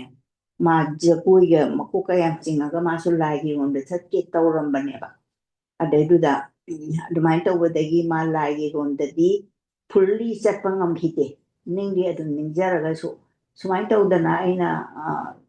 ꯒꯪꯒꯥꯁꯤ ꯂꯥꯛꯀꯗꯣꯏꯅꯤꯀꯣ ꯑꯩꯒꯤ ꯋꯥꯔꯤꯁꯦ ꯃꯇꯠ ꯃꯇꯠ ꯀꯩꯅꯣ ꯇꯧꯕꯗ ꯀꯩꯅꯣꯅꯤ ꯑꯗꯒꯤ ꯑꯩꯅ ꯒꯪꯒꯥꯖꯜ ꯑꯗꯒꯤ ꯑꯩ ꯑꯣꯖꯥ ꯑꯣꯏꯔꯦ ꯑꯩꯅ 73ꯗ ꯑꯣꯖꯥ ꯐꯨꯜ ꯑꯣꯏꯅ ꯑꯣꯏꯕ ꯍꯧꯔꯦꯕ ꯑꯩꯁꯦ MA ꯇꯝꯕ 72ꯗ MA ꯇꯝꯃꯤ ꯑꯗꯨꯗꯒꯤꯗꯤ ꯑꯩꯅ ꯀꯩꯅꯣ ꯇꯧꯔꯦ ꯒꯪꯒꯥꯁꯤ ꯑꯩꯒꯤ ꯏꯃꯥꯟꯅꯕꯤ ꯎꯀ꯭ꯔꯝ ꯁꯨꯃꯇꯤꯅ ꯅꯣꯡꯃ ꯐ꯭ꯂꯥꯏꯠꯇ ꯃꯥꯏꯁꯨ ꯃꯆꯥ ꯀꯩꯅꯣ ꯃꯦꯗꯤꯀꯦꯜ ꯇꯝꯕꯅꯤ ꯗꯦꯜꯂꯤꯃꯛꯇꯗ ꯅꯠꯇꯦ ꯑꯇꯣꯞꯄꯗ ꯐ꯭ꯂꯥꯏꯠꯇ ꯏꯕꯥꯅꯤ ꯊꯦꯡꯅꯔꯨꯏ ꯑꯉꯥꯡ ꯑꯣꯏꯔꯤꯉꯩꯒꯤ ꯃꯔꯨꯞꯅꯤ ꯍꯧꯖꯤꯛ ꯏꯕꯥꯅꯤꯗꯅꯤ ꯏꯕꯥꯅꯤꯁꯦ ꯂꯥꯏꯔꯤꯛ ꯌꯥꯝ ꯐꯕꯁꯨ ꯅꯠꯇꯦ ꯂꯥꯏꯔꯤꯛꯀꯁꯦ ꯐꯥꯒꯟꯈꯤꯗ꯭ꯔꯕꯅꯤ ꯑꯗꯨꯕꯨ ꯃꯤꯒꯤ ꯃꯔꯥꯏꯕꯛꯁꯦ ꯑꯩꯅ ꯐꯔꯦ ꯍꯥꯏꯅ ꯑꯩ ꯅꯥꯄꯟ ꯇꯧꯖꯕ ꯅꯠꯇꯦ ꯀꯩꯅꯣ ꯃꯇꯝꯗꯨꯗ ꯑꯍꯥꯟꯕ ꯇꯝꯃꯤꯟꯅꯔꯛꯄꯗ ꯑꯍꯥꯟꯕꯁꯦ ꯑꯩꯈꯣꯏꯒꯤ ꯃꯩꯇꯩꯗꯤ ꯀꯩꯅꯣ ꯃꯃꯤꯡ ꯊꯣꯟꯕ ꯌꯥꯝ ꯍꯩꯌꯦ ꯍꯤꯀꯨ ꯑꯍꯥꯟꯕ ꯍꯥꯏ ꯍꯤꯀꯨ ꯍꯥꯏꯗꯤ ꯀꯣꯛꯇ ꯂꯩꯕ ꯀꯩꯅꯣꯁꯦ ꯀꯣꯛꯇ ꯂꯩꯕ ꯍꯤꯛꯁꯦ ꯍꯤꯀꯨ ꯍꯥꯏꯕ ꯑꯃ ꯑꯗꯒꯤ ꯍꯤꯛꯃꯥ ꯍꯥꯏꯕ ꯑꯃ ꯁꯤ ꯃꯥꯏ ꯁ꯭ꯇꯦꯖꯨꯒꯤ ꯃꯥꯏ ꯁꯨꯝ ꯃꯃꯤꯡ ꯂꯩꯔꯝꯃꯦꯕ ꯑꯗꯩꯗ ꯍꯤꯀꯨ ꯑꯍꯥꯟꯕ ꯀꯧꯋꯦ ꯑꯩꯈꯣꯏꯅ ꯑꯍꯥꯟꯕ ꯇꯝꯕꯁꯦ ꯃꯁꯤꯗꯒꯤ ꯑꯩꯈꯣꯏ 5ꯒꯨꯝꯕꯁꯦ ꯃꯇꯣꯟ ꯌꯧꯋꯦ ꯍꯥꯏꯕ BA ꯐꯥꯎ ꯌꯧꯋꯦꯕ ꯑꯗꯨꯒ MA ꯀꯥꯗ ꯇꯝꯕꯗꯗꯤ ꯀꯌా ꯇꯝꯃꯛꯇ꯭ꯔꯦꯕ ꯑꯗꯨ ꯑꯩꯅ MAꯁꯤ ꯌꯥꯝ ꯖꯦꯂꯦꯁ ꯄꯣꯛꯄ MAꯁꯤ ꯀꯅꯥꯝ ꯇꯝꯕꯤꯅꯕ ꯂꯩꯇ꯭ꯔꯦꯕ ꯑꯩꯒꯤꯗꯤ ꯇꯝꯕꯤꯕꯗ ꯈꯔ ꯇꯧꯕ ꯈꯣꯠꯄ ꯑꯉꯥꯡ ꯑꯣꯏꯔꯤꯉꯩꯗꯗꯤ ꯑꯩꯒꯤ ꯃꯤ ꯉꯥꯛꯇ ꯑꯣꯏꯕ ꯆꯥꯎꯔꯒꯗꯤ ꯃꯥꯏ ꯃꯥꯒꯤ ꯇꯧꯕꯁꯤꯗ ꯑꯩꯒꯤ ꯀꯩꯅꯣꯁꯦ ꯑꯁꯥꯁꯦ ꯃꯣꯏ ꯑꯁꯥꯗꯤ ꯇꯧꯕ ꯑꯗꯨꯒ ꯑꯗꯨꯒꯤ ꯐꯥꯏꯅꯥꯟꯁ ꯀꯩꯀꯥ ꯇꯧꯕꯁꯤꯗꯤ ꯎꯗ꯭ꯔꯦꯕ ꯑꯗꯣ ꯑꯩꯅ ꯅꯤꯡꯉꯗꯤꯅꯦ ꯏꯁꯣꯔꯅꯗꯤ ꯎꯕꯖꯥꯠꯅꯦ ꯑꯗꯒꯤ ꯑꯩꯁꯤ ꯑꯗꯨꯝ ꯀꯩꯅꯣ ꯇꯧꯔꯦ ꯑꯗꯨꯝ MAꯁꯤ ꯇꯝꯅꯤꯡꯕꯅ ꯉꯥꯎꯔꯦ ꯀꯅꯥꯝ ꯍꯧꯗꯤꯅꯦ ꯅꯪ ꯂꯥꯏꯔꯤꯛ ꯃꯈꯥ ꯇꯝꯊꯅꯤꯡꯕ꯭ꯔꯥ ꯍꯥꯏꯕꯁꯦ ꯉꯁꯤꯐꯥꯎ ꯅꯤꯡꯁꯤꯡꯕꯗ ꯑꯩꯒꯤ ꯂꯥꯏꯕꯛꯇꯨꯅ ꯀꯅꯥꯝꯇ ꯍꯥꯏꯕ ꯊꯦꯡꯅꯗꯦ ꯑꯗꯒꯤ ꯑꯩꯅꯗꯤ ꯇꯨꯃꯤꯟꯅ ꯑꯗꯨꯝ ꯑꯣꯖꯥ ꯃꯌꯥꯝꯁꯤꯅꯗꯤ ꯍꯥꯏ ꯅꯪ ꯃꯅꯤꯄꯨꯔꯤ ꯂꯧꯔꯕꯅꯤꯅ MA ꯇꯝꯃꯨ ꯃꯅꯤꯄꯨꯔꯤ MAꯁꯦ 1972ꯗꯒꯤ ꯂꯤꯡꯈꯠꯇꯣꯏꯅꯤ ꯑꯩꯅ ꯖꯦꯂꯦꯁ ꯌꯥꯝ ꯄꯣꯛꯑꯦꯀꯣ ꯑꯩꯉꯣꯟꯗ ꯇꯝꯅꯤꯡꯕꯅ ꯑꯩ ꯒꯨꯋꯥꯍꯥꯇꯤꯗꯁꯨ MA ꯐꯥꯎꯗꯤ ꯇꯝꯃꯒꯦꯅ ꯑꯩꯁे ꯋꯤꯜꯁꯦ ꯏꯜꯂꯛꯑꯒ ꯕꯦꯀꯤꯡꯗꯨ ꯂꯩꯔꯛꯇꯕ ꯑꯃ ꯑꯣꯏꯈ꯭ꯔꯦꯕ ꯑꯗꯨꯃꯥꯏꯅ ꯇꯧꯕꯗꯒꯤꯗꯤ ꯑꯩꯅ ꯁꯨꯝ ꯅꯤꯡꯉꯦ ꯑꯗꯨꯒꯗꯤ ꯍꯧꯖꯤꯛꯀꯤ ꯀꯩꯅꯣꯁꯤꯗ ꯃꯥꯁꯇꯔ ꯇꯝꯕꯒꯤ ꯏꯁꯩꯁꯤꯗ ꯎꯀ꯭ꯔꯝ ꯁꯨꯃꯇꯤꯒ ꯑꯩꯒ ꯐ꯭ꯂꯥꯏꯠ ꯃꯅꯨꯡꯗ ꯊꯦꯡꯅꯔꯦꯅꯤ ꯀ꯭ꯂꯥꯁ 2-3 ꯑꯗꯨꯋꯥꯏꯗ ꯀꯥꯏꯅꯈ꯭ꯔꯕꯅꯤꯀꯣ ꯊꯕꯛꯀ ꯇꯧꯅꯈ꯭ꯔꯕꯅꯤ ꯏꯕꯥꯅꯤꯁꯦ ꯑꯗꯒꯤ ꯊꯥꯏꯅ ꯑꯉꯥꯡ ꯑꯣꯏꯔꯤꯉꯩꯒꯤ ꯆꯥꯃꯤꯟꯅꯕ ꯊꯛꯃꯤꯟꯅꯕ ꯐ꯭ꯂꯥꯏꯠ ꯃꯅꯨꯡꯗꯨꯗ ꯐꯅꯁꯨ ꯁꯥꯡꯉꯤ ꯗꯦꯜꯂꯤꯁꯦ ꯄꯨꯡ 3ꯅꯦ ꯑꯗꯣ ꯏꯕꯥꯅꯤ ꯋꯥꯔꯤꯒ ꯂꯣꯏ ꯄꯣꯟꯇꯦ ꯑꯗꯩ ꯑꯗꯨꯃꯥꯏꯅ ꯇꯧꯗꯅ ꯏꯕꯥꯅꯤ ꯈꯛꯇꯅꯤ ꯍꯧꯖꯤꯛ ꯐꯥꯎꯕꯗ ꯀꯩꯅꯣ ꯇꯧꯔꯤꯁꯦ ꯃꯇꯝꯗꯨꯗ ꯑꯩꯈꯣꯏꯗꯤ ꯃꯤꯊꯤꯅꯦꯕ ꯊꯨꯡꯕꯨ ꯊꯨꯡꯉꯣꯏꯗꯤ ꯒꯪꯒꯥꯁꯤ ꯀꯃꯥꯏꯅ ꯂꯨꯞꯈꯤꯒꯦ ꯒꯪꯒꯥ ꯇꯨꯔꯦꯟꯁꯤ ꯀꯃꯥꯏꯅ ꯎꯈꯤꯒꯦ ꯍꯥꯏꯕꯁꯦ ꯎꯀ꯭ꯔꯝ ꯁꯨꯃꯇꯤꯅ ꯃꯥꯒꯤ ꯃꯆꯥꯅꯨꯄꯤꯒꯤꯗ ꯆꯠꯄꯗ ꯐꯣꯟ ꯇꯧꯅꯩ ꯏꯕꯥꯅꯤ ꯁꯔꯣꯖ ꯑꯩꯗꯤꯅꯦ ꯅꯣꯡꯉꯥꯜꯂꯒꯅꯦ ꯃꯥꯏ ꯍꯥꯏꯗ꯭ꯔꯕꯥꯗꯇ ꯀꯩꯅꯣ ꯑꯣꯏꯕꯅꯤ ꯃꯥꯏ ꯃꯆꯥꯅꯨꯄꯤꯒꯤꯗꯣ ꯑꯩꯗꯤ ꯅꯣꯡꯉꯥꯜꯒ ꯒꯪꯒꯥ ꯇꯨꯔꯦꯟꯗ ꯑꯩꯗꯤ ꯏꯔꯣꯏꯕꯁꯨ ꯌꯥꯝ ꯅꯨꯡꯉꯥꯏꯌꯦ ꯍꯥꯏꯕꯗ ꯑꯩꯁꯦ ꯄꯨꯔꯥ ꯑꯦꯛꯁꯥꯏꯇꯦड ꯑꯣꯏꯊꯣꯛꯈ꯭ꯔꯦ ꯑꯗ ꯉꯥꯛꯈꯣꯅꯦ ꯃꯗꯤ ꯑꯩꯗꯤ ꯏꯆꯥꯅꯨꯄꯤꯗ ꯍꯪꯒꯦꯅꯦꯅ ꯍꯥꯏ ꯑꯗꯒꯤ ꯃꯥꯅ ꯅꯆꯦꯅ ꯍꯥꯏ ꯑꯩꯉꯣꯟꯗ ꯏꯃꯥ ꯅꯪ ꯅꯔꯥꯏꯕꯛ ꯂꯩꯔꯒꯗꯤꯅꯦ ꯇ꯭ꯔꯤꯕꯦꯅꯤꯗ ꯆꯠꯄꯁꯦ ꯑꯍꯤꯡ ꯑꯃꯈꯛꯇꯅꯤ ꯍꯌꯦꯡꯁꯤ ꯆꯠꯁꯤ ꯑꯗꯨꯒ ꯅꯪꯅ ꯏꯁꯣꯔꯅ ꯅꯉꯣꯟꯗ ꯊꯧꯖꯥꯟꯕꯤꯔꯝꯗ꯭ꯔꯒꯗꯤ ꯇꯤꯀꯦꯠ ꯐꯪꯉꯣꯏꯕꯒꯤ ꯑꯦꯛꯁꯇ꯭ꯔꯥ ꯇ꯭ꯔꯦꯟ ꯑꯃ ꯆꯦꯟꯕ ꯐꯥꯎꯗ ꯇꯤꯀꯦꯠ ꯂꯩꯇꯦꯅ ꯃꯤ ꯍꯜꯂꯛꯅꯩ ꯍꯥꯏ ꯑꯗꯒꯤꯗꯤ ꯑꯗꯨ ꯆꯠꯂꯀꯥꯟꯗ ꯃꯥꯅ ꯆꯠꯂꯨꯔꯦ ꯀꯛꯎꯔꯦ ꯇꯤꯀꯦꯠꯇꯣ ibani chale ahindo train da tongaga aduga di kamai tawge bu chale ne chalaga ne mi changhanre amu railway station do mi na pa thu eba adai aina kamai taw ne chataya train di tonga bani to train di tonge aduga kaino tribeni gi mafam di yawre aduga ne kaino leitraba mayam se ka de mi nong pre dam ne khana da na khui re ta pa lai adai di national ka chu chi re ha ka na si sina ma se IB de thak taw ma tam du mana magi sifanya am inde da khai ko ai sa si da inde da khai lo ma phong ko lai ke na aduga di aina na se da hai nangi na kaino do ticket kaino do na ta ya le do am ta ulo ani adu di ya ne ba khoi sang ba se na tra di lo in thora asgi asom da ge hai adagi di ma se ya da di nang le ho ai chang again ai thong na ticket ya gore all the right di si or ga di hal ro na ai sina saur kan ai saur kan di mana mai mang te di lo thora ga chang di be na khoi chang aga train ru tong ga chalaga ngasai tawak ma se Oh, adaita imana adudaiduda unagibada phone je launarakanduda imana Delhi da lairingaida mana Ganga da chatlubai warido tawrakpada imana checheda hairakanda chechena amu hujiki ticket to Triveni gi do kakpaneba. kakpane aduda mana su Adu gyan tare te makha tabiro Triveni da hujiki adagi train ticket to phangya. phangaga muksu phangoi dore adagi aina muk sabda tawre kaino ai phangda bagam ta yaro ai thanjanga su sang ni haire ai de dui hora banina ai ngam train tonga ga kaino halloi du di ai di yaning dredana ai di adu hana sa tawram da bane ba line pira bane na aina lauraga advance tawre adagi ai di kaino tawre adagi di line chala di na ma haira ko do ai chale wa khan nungai le ring ida changba ngam draba ko ada advance taw dana hindu mania train reservation da ka ido ai phajana phamde asmi sine me phi etana kai dai mi no ka khanjan ko adagi de advance taw dana ai se ha ai di tribeni dana mo hi tribeni gi samjan na bhamdo adudane ba ai akoina satlisina aduna adumai tawna tawre adagi di kaino tawre aina namdana mai kali mang ta ya liga du utana sangi aduga yore tibini di yore kanda mo ai di chong dhaba chong khat pa se kaya ngamde haite Mangata yalibadu da change bu kaino train do ticket to phangakanda train mathakta kakhatpa yadabagiro. kakhe mi overcrowded ore hallo ina changhandri ni Okay. Adu kakhatpa ngamnabagidamata akhoi chegi magi card to utlo aduiti changba yai haba aduda changineba. changini mana chu uningdri ba ma thi ma hi sing si da bu kai na ka ma lai ne ba ai ke do udu ne ge khoi ticket si confirmation thari ne hai na tawre adagi di ai si chang bani se ai na ngam dana kai no na akhoi han ba diar police na ma khalle di kai da changu dore ai di chalaga tribeni si yauraga ne kari mu tawle ram thebu tribeni si da Dikisi Triveni da chatpasi imagi do Kumbh Mela gi matamdara. mani mahakumbha ai se kaino tawre harau ren tawraga ne train du chu phamba phangda ba su ko khangde no problem mayam puna am ta phangna ponte lepaga bus ta koi thama mai ko le bari ma tawrakpanina aduga aina mu khwai gi haitaba ne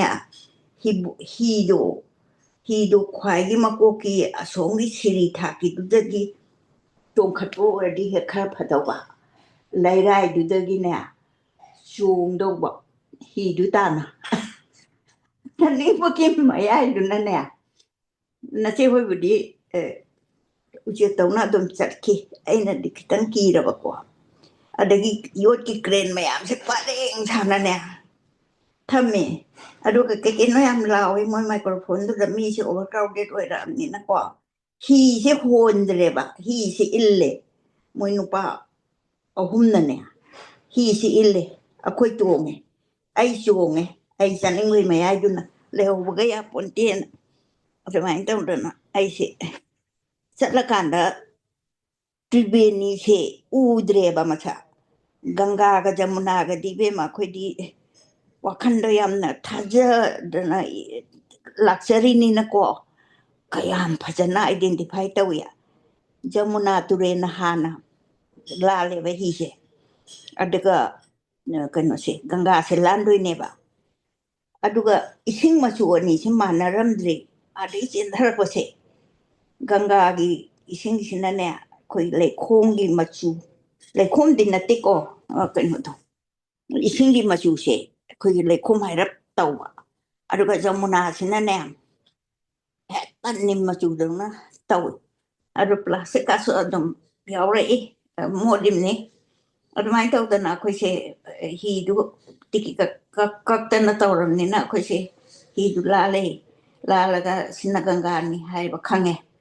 jamunani haiba khange hi go machu gi ising machu sinane jamuna odoba ahamba gi se aduga ganga sina mayai thangbado aduga sarasati se leiramdo sarasati di isen leitreba mohoina mafam sida oyena aduda oihanbaneba adaidi surya puja se kattuini ko surya puja se katpasida aina di khwaidagi nuaijaba ko surya deva si kanu ngasai turendo nongchu nongpok lomda kharomda wanglomda tawdre aina di kanu turensi na leiri se si kanu tare akogi pakna isensi sendharapanina kanu lanto akhoi se aduga tribeni ngasagi kanu ganga ne jamuna ne aduga sarasati ne ko sarasati si isen leiramdre isen leitrabanina ganga dugi loirakpasida sarasati ne na moina adeduda hi se thangdo oga kanu suja puja kalhalem adaiduda nupa amana aingonda sangom oina katningbra aidi sangom si pamidana ibungona so moi adugi sangom dudi sengba natre adosu aidi thawai do ta laksarimnina kaya pinang class o kaya na hindi daga hange kitana dam kaya na kaya nun kaya no lupa tarahara kaya no mlaw hibanine na sis na mukana kale ene kari no ising atanga sangom sida kay lupa tara law do no kaya say you say re mi sangom do aidi say gano pigo aidi lai na piram ne na utena mane hindi o kari o pasado loksan ngamdre no pa na tay mangrana adagi no pa na say mangrana magi sangom do aina lauraga kachabatuda aidi surjadevan laurabani na ai wakhanda tachare mana say ning he say no made adum say gan bani kale aduga di my glass so hotengi thaina gi ko ka tengi glass so he man ba ma pire mai tauraga surja puja ka do aina mit ka se toiba aidi pita bini do ade pi ko ororo ta na surja deva do kachare Ponsipibio isa marima tekta kaida ba lai so hei ba na simadi doktre o jikso don dokte adagi isu punama adu isa de isu mo yaure hoji adu mai tau dana bor piba ma phamse ai se sale ko bor het bigan ba ma phamse adagi di adu mai tau raga ko se halle en hi se mo Sina ahambara imana gangada irupase. Aidi ani subagiti duptena aduna loire kanga Loide da imana kaure. ꯀꯔꯥꯏ ꯀꯥꯎꯈ꯭ꯔꯦ ꯑꯩꯈꯣꯏ ꯕꯕꯥꯒꯤ ꯇ꯭ꯔꯤꯊꯗ ꯆꯠꯄꯗ ꯑꯩꯈꯣꯏ ꯃꯌꯥꯝ ꯀꯩꯅꯣꯗ ꯑꯧ ꯆꯨꯝꯃꯤꯟꯍꯦ ꯏꯃꯥ ꯇ꯭ꯔꯤꯊ ꯄꯦꯝꯃ ꯆꯠꯄꯗ ꯀꯩꯅꯣ ꯑꯩꯈꯣꯏꯅ ꯀꯔꯤ ꯀꯜꯀꯇꯥꯒꯤꯁꯦ ꯀꯔꯤ ꯀꯧꯏ ꯅꯕꯗꯤꯞ ꯅꯕꯗꯤꯞꯇ ꯅꯕꯗꯤꯞꯇ ꯑꯍꯥꯟꯕꯗ ꯑꯩꯈꯣꯏꯅ ꯑꯉꯥꯡꯁꯤꯡꯒ ꯏꯔꯨꯞꯄꯗꯨ ꯅꯤꯡꯁꯤꯡꯗꯕ꯭ꯔꯥ ꯏꯃꯥ ꯑꯩꯈꯣꯏꯅ ꯅꯤꯡꯁꯤꯡꯉꯦ ꯑꯣꯇꯣꯗ ꯆꯠꯂꯀꯥꯟꯗ ꯑꯧ ꯑꯉꯥꯡ ꯃꯌꯥꯝꯒ ꯇꯧꯔꯒ ꯑꯩꯈꯣꯏꯅ ꯁꯟꯔꯥꯏꯁꯇꯣ ꯑꯧ ꯑꯧ ꯑꯗꯨ ꯈꯣꯏꯔꯝꯃꯀꯥꯟꯗ ꯑꯩꯈꯣꯏꯁꯦ ꯑꯗꯨꯒꯤ ꯅꯨꯃꯤꯠꯇꯨꯅ ꯑꯩꯒꯤꯅ ꯑꯍꯥꯟꯕ ꯑꯣꯏꯗꯣꯏꯅꯦ ꯑꯩꯈꯣꯏ ꯕꯕꯥꯒꯤ ꯑꯧ ꯑꯧ ꯂꯩꯇꯕꯒꯤ ꯑꯧ ꯇ꯭ꯔꯤꯊ ꯆꯠꯄꯁꯤꯗ ꯎꯝ ꯑꯗꯒꯤ ꯑꯉꯥꯡ ꯃꯌꯥꯝꯅꯦ ꯑꯩꯈꯣꯏꯅꯦ ꯑꯗꯨꯗ ꯏꯔꯨꯞꯄꯗꯣ ꯑꯗꯨꯃ ꯏꯔꯨꯞꯄꯦ ꯑꯗꯒꯤꯗꯤ ꯑꯗꯩ ꯃꯦꯒꯟ ꯌꯥꯎꯔꯦꯀꯣ ꯑꯗꯒꯤ ꯅꯕꯗꯤꯞꯇ ꯆꯠꯄꯗ ꯑꯗꯩ ꯅꯕꯗꯤꯞꯀꯤ ꯃꯊꯪꯗ ꯑꯩꯈꯣꯏꯅ ꯆꯠꯂꯤꯁꯤ ꯀꯩꯅꯣꯗ ꯔꯤꯁꯤꯀꯦꯁ ꯔꯤꯁꯤꯀꯦꯁ ꯌꯧꯗ꯭ꯔꯤꯉꯩꯗ ꯂꯩꯕꯁꯤ ꯀꯔꯤꯕ ꯔꯥꯙꯥꯀꯨꯟꯗ ꯅꯠꯇꯦ ꯅꯕꯗꯤꯞꯇꯒꯤꯗꯤꯅꯦ ꯀꯩꯅꯣꯗ ꯆꯠꯂꯦꯕ ꯑꯩꯈꯣꯏꯁꯦ ꯅꯕꯗꯤꯞꯇꯅꯦꯕ ꯒꯪꯒꯥ ꯂꯩꯔꯝꯃꯤꯁꯦ ꯈꯨꯟ ꯊꯥꯗꯔꯝꯃꯤꯁꯦ ꯑꯗꯨꯒ ꯈꯔ ꯑꯃ ꯈꯥꯛꯑꯦꯗꯅ ꯑꯩꯅ ꯁꯤꯗꯤ ꯀꯩꯅꯣ ꯅꯕꯗꯤꯞꯇꯒꯤꯗꯤ ꯔꯥꯙꯥꯀꯨꯟꯗ ꯆꯠꯂꯦꯗꯅ ꯔꯥꯙꯥꯀꯨꯟꯗ ꯑꯁꯤꯅ ꯃꯌꯥꯏꯗ ꯂꯩꯗꯣꯏꯅꯦꯕ ꯑꯗꯩ ꯔꯤꯁꯤꯀꯦꯁꯇ ꯆꯠꯂꯦꯗꯅ ꯑꯗꯨꯗ ꯀꯔꯤ ꯆꯤꯊꯔꯝꯃꯤ ꯑꯩꯒꯤ ꯔꯥꯙꯥꯀꯨꯟꯗ ꯅꯠꯇꯦꯀꯣ ꯑꯩꯅ ꯃꯃꯤꯡꯁꯦ ꯑꯗꯨꯒꯤꯁꯦ ꯍꯦꯛꯇ ꯀꯥꯎꯕ ꯑꯩ ꯑꯝꯇꯪ ꯅꯤꯡꯁꯤꯡꯉꯛꯈꯤꯒꯦ ꯔꯤꯁꯤꯀꯦꯁ ꯌꯧꯗ꯭ꯔꯤꯉꯩꯗ ꯂꯩꯕ ꯀꯩꯅꯣꯁꯦ ꯔꯥꯙꯥꯀꯨꯟꯗꯅꯦ ꯑꯗꯣ ꯔꯥꯙꯥꯀꯨꯟꯗ ꯁꯨꯕꯥꯁꯤꯅꯤꯅ ꯑꯩꯈꯣꯏꯗꯒ ꯂꯥꯛꯈꯤꯕꯗꯣ ꯅꯪ ꯆꯠꯇꯣꯔꯗꯤ ꯀꯩꯅꯣ ꯇꯧ ꯈꯣꯠꯂꯨ ꯍꯥꯏꯅ ꯃꯣꯏ ꯆꯟꯗꯥꯒ ꯀꯠꯄ ꯑꯗꯨ ꯈꯣꯠꯄ ꯔꯥꯙꯥꯀꯨꯟꯗꯁꯦ ꯑꯅꯗꯔ ꯅꯦꯝ ꯑꯃ ꯂꯩꯌꯦꯕ ꯂꯩꯔꯝꯒꯅꯤ ꯑꯗꯨꯃꯗꯤ ꯑꯩꯅ ꯔꯥꯙꯥꯀꯨꯟꯗꯅꯦꯅ ꯑꯗꯨꯝ ꯅꯆꯦ ꯃꯦꯃꯣꯁꯥꯒ ꯑꯩꯒ ꯆꯠꯄꯗꯁꯨ ꯔꯥꯙꯥꯀꯨꯟꯗꯒꯤ ꯀꯩꯅꯣꯗꯨꯗ ꯇꯧꯔꯦ ꯑꯧ ꯑꯗꯨꯃꯥꯏꯅ ꯇꯧꯗꯅ ꯑꯩꯁꯦ ꯇ꯭ꯔꯤꯊꯀꯗꯤ ꯐꯅꯌꯥꯝꯅ ꯏꯆꯥꯁꯤꯡ ꯂꯣꯏꯅ ꯄꯨꯕꯤꯔꯦ ꯍꯧꯖꯤꯛ ꯑꯩꯅ ꯆꯠꯇꯕꯕꯨ ꯑꯩꯅ ꯂꯦꯛꯇꯅ ꯈꯣꯠꯇꯅ ꯀꯩꯀꯥ ꯇꯧꯕꯗꯣ ꯑꯩ ꯅꯆꯦꯕꯦꯝ ꯎꯁꯥ ꯍꯣꯏꯒ ꯆꯠꯄ ꯃꯇꯝꯗ ꯑꯃꯨꯛ ꯂꯦꯛꯑꯦꯗꯅ ꯑꯍꯤꯡ ꯂꯦꯛꯑꯦ ꯃꯥꯒꯤ ꯀꯩꯀꯥ ꯃꯊꯧ ꯃꯉꯝ ꯀꯩꯀꯥ ꯂꯣꯏꯅ ꯄꯥꯡꯊꯣꯛꯄ ꯇꯧꯔꯦꯗꯅ ꯑꯗꯨ ꯑꯩꯈꯣꯏ ꯑꯗꯨꯁꯨ ꯌꯥꯝ ꯄꯦꯟꯅ ꯇꯧꯋꯦꯕ ꯄꯦꯟꯅ ꯇꯧꯕ ꯍꯥꯏꯗꯤ ꯃꯥꯒꯤꯗꯨꯅꯕꯨ ꯀꯩꯅꯣ ꯃꯥꯒꯤꯗꯨꯅꯕꯨ ꯀꯩꯅꯣ ꯑꯩꯈꯣꯏ ꯆꯠꯄꯗꯨꯒ ꯀꯝꯄꯦꯌꯔ ꯇꯧꯕ ꯅꯠꯇꯦꯀꯣ ꯃꯥꯒꯤꯗꯨꯅꯕꯨꯅꯦ ꯍꯣꯇꯦꯜꯗꯒ ꯂꯩꯔꯒꯅꯦ ꯑꯩꯈꯣꯏ ꯀꯩꯅꯣꯗ ꯔꯤꯁꯤꯀꯦꯁꯇ ꯍꯣꯇꯦꯜꯗ ꯂꯩꯔꯛꯑꯦꯕ ꯑꯗꯨꯅ ꯑꯩꯅ ꯍꯦꯛ ꯄꯥꯝꯕꯁꯦ ꯏꯁꯣꯔꯅꯅꯦ ꯍꯦꯛꯇ ꯍꯣꯠꯆꯜꯂꯛꯄ ꯑꯃ ꯇꯧꯔꯦꯅꯦꯍꯦ ꯑꯔꯨꯟ ꯀꯨꯃꯥꯔꯅ ꯃꯣꯏꯒꯤ ꯀꯩꯅꯣ ꯃꯄꯥꯒ ꯃꯃꯥꯒꯒꯤ ꯂꯩꯇꯕꯗꯅꯦ ꯔꯤꯁꯤꯀꯦꯁꯇ ꯃꯃꯥꯅ ꯀꯩꯅꯣ ꯇꯧ ꯍꯣꯇꯦꯜ ꯂꯩꯕꯅꯦ ꯑꯗꯩꯗꯨꯗꯅꯦ ꯅꯣꯡꯃ ꯅꯤꯅꯤ ꯂꯦꯛꯊꯣꯛꯑꯒꯅꯦ ꯑꯗꯨꯗ ꯗꯔꯁꯟ ꯇꯧꯔꯛꯑꯣ ꯌꯥꯝ ꯅꯨꯡꯉꯥꯏꯕꯅꯦꯅ ꯃꯥꯅ ꯍꯥꯏꯌꯦꯕ ꯑꯗ ꯑꯩꯅ ꯄꯥꯝꯈꯤꯕ ꯔꯤꯁꯤꯀꯦꯁꯇꯒ ꯍꯣꯇꯦꯜꯗꯒ ꯂꯩꯕ ꯀꯥꯏꯁꯦ ꯅꯨꯡꯉꯥꯏꯔꯝꯒꯅꯤꯍꯦ ꯑꯗꯨꯒ ꯍꯧꯖꯤꯛꯀꯤꯅꯦ ꯑꯩꯈꯣꯏꯅ ꯆꯠꯄꯗ ꯂꯩꯕ ꯔꯤꯁꯤꯀꯦꯁꯇꯣ ꯍꯧꯖꯤꯛꯀꯤ ꯃꯑꯣꯡ ꯂꯣꯏꯅ ꯑꯥꯔꯇꯤꯐꯤꯁꯦꯜꯁꯦ ꯅꯦꯆꯔꯁꯦ ꯑꯥꯔꯇꯤꯐꯤꯁꯦꯜꯅ ꯍꯥꯠꯈ꯭ꯔꯦꯕ ꯍꯧꯖꯤꯛ ꯑꯗꯨꯅ ꯒꯪꯒꯥꯗꯁꯨ ꯂꯩꯉꯣꯏꯅ ꯐꯨꯝꯖꯤꯜꯍꯧꯔꯦ ꯑꯗꯨꯒ ꯆꯦꯟꯊꯔꯛꯄꯒꯗ ꯆꯦꯟꯒ ꯀꯟꯕꯒꯗꯣ ꯑꯝꯇ ꯇꯧꯍꯧꯗ꯭ꯔꯦ ꯍꯧꯖꯤꯛꯁꯦ ꯅꯆꯦꯕꯦꯝ ꯎꯁꯥꯒ ꯑꯩꯒ ꯆꯠꯄ ꯃꯣꯏꯒꯤ ꯏꯃꯨꯡ ꯃꯤ 10 ꯃꯌꯥꯗꯣ ꯑꯩꯈꯣꯏ ꯆꯠꯂꯤꯅꯦꯕ ꯑꯗꯩꯗꯨꯗ ꯑꯗꯨꯒꯤ ꯑꯗꯨꯃꯥꯏꯅ ꯇꯧꯕꯅꯤꯅꯅꯦ ꯅꯦꯆꯔꯁꯦ ꯑꯥꯔꯇꯤꯐꯤꯁꯦꯜꯅ ꯍꯦꯛ ꯍꯥꯠꯈꯤꯕꯗ ꯃꯥꯒꯤ ꯅꯦꯆꯔꯒꯤ ꯐꯖꯕꯁꯦ ꯂꯩꯕꯣꯏ ꯅꯤꯡꯕꯅꯦ ꯍꯔꯤꯗ꯭ꯋꯥꯔ ꯍꯥꯏꯕ ꯏꯃꯥ ꯍꯔꯤꯗ꯭ꯋꯥꯔ ꯁꯣꯔꯤ ꯑꯩꯅ ꯉꯁꯥꯏꯗꯩ ꯊꯤꯔꯤꯁꯦ ꯁꯤꯅꯦ ꯑꯩꯈꯣꯏꯅ ꯆꯠꯂꯤꯁꯤ ꯑꯍꯥꯟꯕꯗ ꯍꯧꯖꯤꯛꯀꯤ ꯑꯍꯥꯟꯕꯒꯤ ꯃꯐꯝꯁꯦ ꯀꯔꯤꯕ ꯀꯩꯅꯣꯗ ꯅꯕꯗꯤꯞ ꯑꯍꯥꯟꯕ ꯅꯕꯗꯤꯞꯇ ꯑꯣꯀꯦ ꯑꯩꯈꯣꯏꯅ ꯃꯩꯇꯩꯒꯤ ꯃꯅꯤꯄꯨꯔꯤ ꯒꯧꯔ ꯆꯠꯄ ꯒꯧꯔꯤꯌꯥ ꯙꯔꯃ ꯆꯠꯄ ꯑꯩꯈꯣꯏꯅ ꯃꯤ ꯂꯩꯇ꯭ꯔꯀꯥꯟꯗ ꯐꯨꯜ ꯄꯨꯔꯀꯥꯟꯗ ꯊꯥꯗꯕ ꯆꯠꯄꯁꯦ ꯃꯐꯝ 3ꯗ ꯆꯠꯂꯦꯕ ꯆꯠꯂꯦ ꯑꯍꯥꯟꯕꯗ ꯑꯩꯈꯣꯏꯅ ꯅꯕꯗꯤꯞꯁꯤꯗ ꯆꯠꯂꯦ ꯃꯊꯪꯗ ꯍꯔꯤꯗ꯭ꯋꯥꯔꯗ ꯃꯊꯪꯗ ꯔꯤꯁꯤꯀꯦꯁꯇ ꯀꯣ ꯑꯗꯣ ꯑꯩꯈꯣꯏꯅ ꯕꯕꯥꯒꯤ ꯆꯠꯄꯁꯤꯗ ꯅꯕꯗꯤꯞꯁꯤ ꯁꯤꯒꯤ ꯏꯁꯤꯡꯁꯤꯗ ꯑꯩꯈꯣꯏꯅ ꯈ꯭ꯋꯥꯏ ꯐꯥꯔꯁꯇ ꯑꯩꯈꯣꯏꯅ ꯂꯥꯏꯒꯤ ꯀꯠꯆꯔꯕ ꯃꯇꯨꯡꯗ ꯑꯩꯈꯣꯏꯅ ꯃꯗꯨꯗ ꯏꯔꯨꯞꯄꯅꯦꯕ ꯑꯗꯒꯤ ꯑꯗꯨꯗ ꯏꯔꯨꯞꯄꯦꯗꯅꯀꯣ ꯑꯍꯥꯟꯕ ꯅꯨꯃꯤꯠꯇ ꯑꯗꯩ ꯁꯦꯀꯦꯟ ꯅꯨꯃꯤꯠꯁꯤꯗ ꯑꯃꯨꯛ ꯑꯩꯈꯣꯏꯁꯦ ꯏꯁꯥꯅ ꯁꯟꯔꯥꯏꯁꯇꯨ ꯊꯣꯛꯂꯛꯄꯗ ꯇꯧꯁꯦꯅ ꯑꯩꯈꯣꯏꯁꯦ ꯑꯣꯇꯣꯅ ꯆꯠꯂꯀꯥꯟꯗ ꯑꯩꯈꯣꯏ ꯄꯨꯂꯞ ꯂꯨꯞꯄꯦꯕꯀꯣ ꯑꯗꯨꯗ ꯑꯩꯒꯤꯅ ꯑꯗꯨꯗ ꯁꯦꯀꯦꯟ ꯇꯥꯏꯝ ꯑꯣꯏꯔꯦ ꯑꯩꯈꯣꯏ ꯏꯃꯥꯒꯤꯅ ꯊꯔꯠ ꯇꯥꯏꯝ ꯑꯣꯏꯔꯦꯀꯣ ꯑꯗꯒꯤꯗꯤ ꯑꯃꯨꯛ ꯍꯔꯤꯗ꯭ꯋꯥꯔꯁꯤꯗ ꯑꯩꯈꯣꯏꯅ ꯆꯠꯂꯦꯀꯣ ꯍꯔꯤꯗ꯭ꯋꯥꯔꯁꯤꯗꯅ ꯑꯃꯨꯛ ꯃꯣꯏꯒꯤ ꯏꯔꯩꯁꯦ ꯌꯥꯝ ꯀꯟꯕꯅꯤꯅ ꯃꯥꯒꯤ ꯀꯩꯅꯣ ꯌꯣꯠꯂꯤꯗꯨꯗ ꯄꯥꯏꯔꯀꯥꯟꯗꯨꯗ ꯂꯨꯞꯄ Lupe, ꯑꯣꯏꯅ ꯂꯨꯞꯄꯤꯗꯨꯗꯤ ꯏꯃꯥ lupe, ꯅꯤꯡꯁꯤꯡꯕ꯭ꯔꯥ lupe. Megan should lupe. Yoli the pyra pyra ah lupo. The ꯑꯗꯒꯤ ꯕꯤꯕꯤꯌꯟꯁꯨ lupe. ꯌꯥꯎꯋꯦ ꯔꯤꯌꯥꯁꯨ ꯌꯥꯎꯋꯦ ꯑꯗꯩ ꯑꯩꯈꯣꯏ ꯆꯦ ꯍꯣꯏ ꯑꯩꯈꯣꯏ ꯃꯌꯥꯝ ꯇꯧꯔꯀꯥꯟꯗ ꯇꯧꯋꯤꯅ ꯅꯕꯗꯤꯞꯇꯅ ꯑꯩꯈꯣꯏ ꯅꯅꯥꯎꯁꯨ ꯌꯥꯎꯋꯤ Nanauga dang pullaga mana kalkata day pai kraba. ꯑꯗꯩꯗꯤ ꯍꯔꯤꯗ꯭ꯋꯥꯔꯁꯤꯗ ꯑꯩꯈꯣꯏꯁꯦ ꯂꯨꯞꯄꯦꯀꯣ ꯑꯗꯒꯤꯗꯤ ꯃꯁꯤꯗ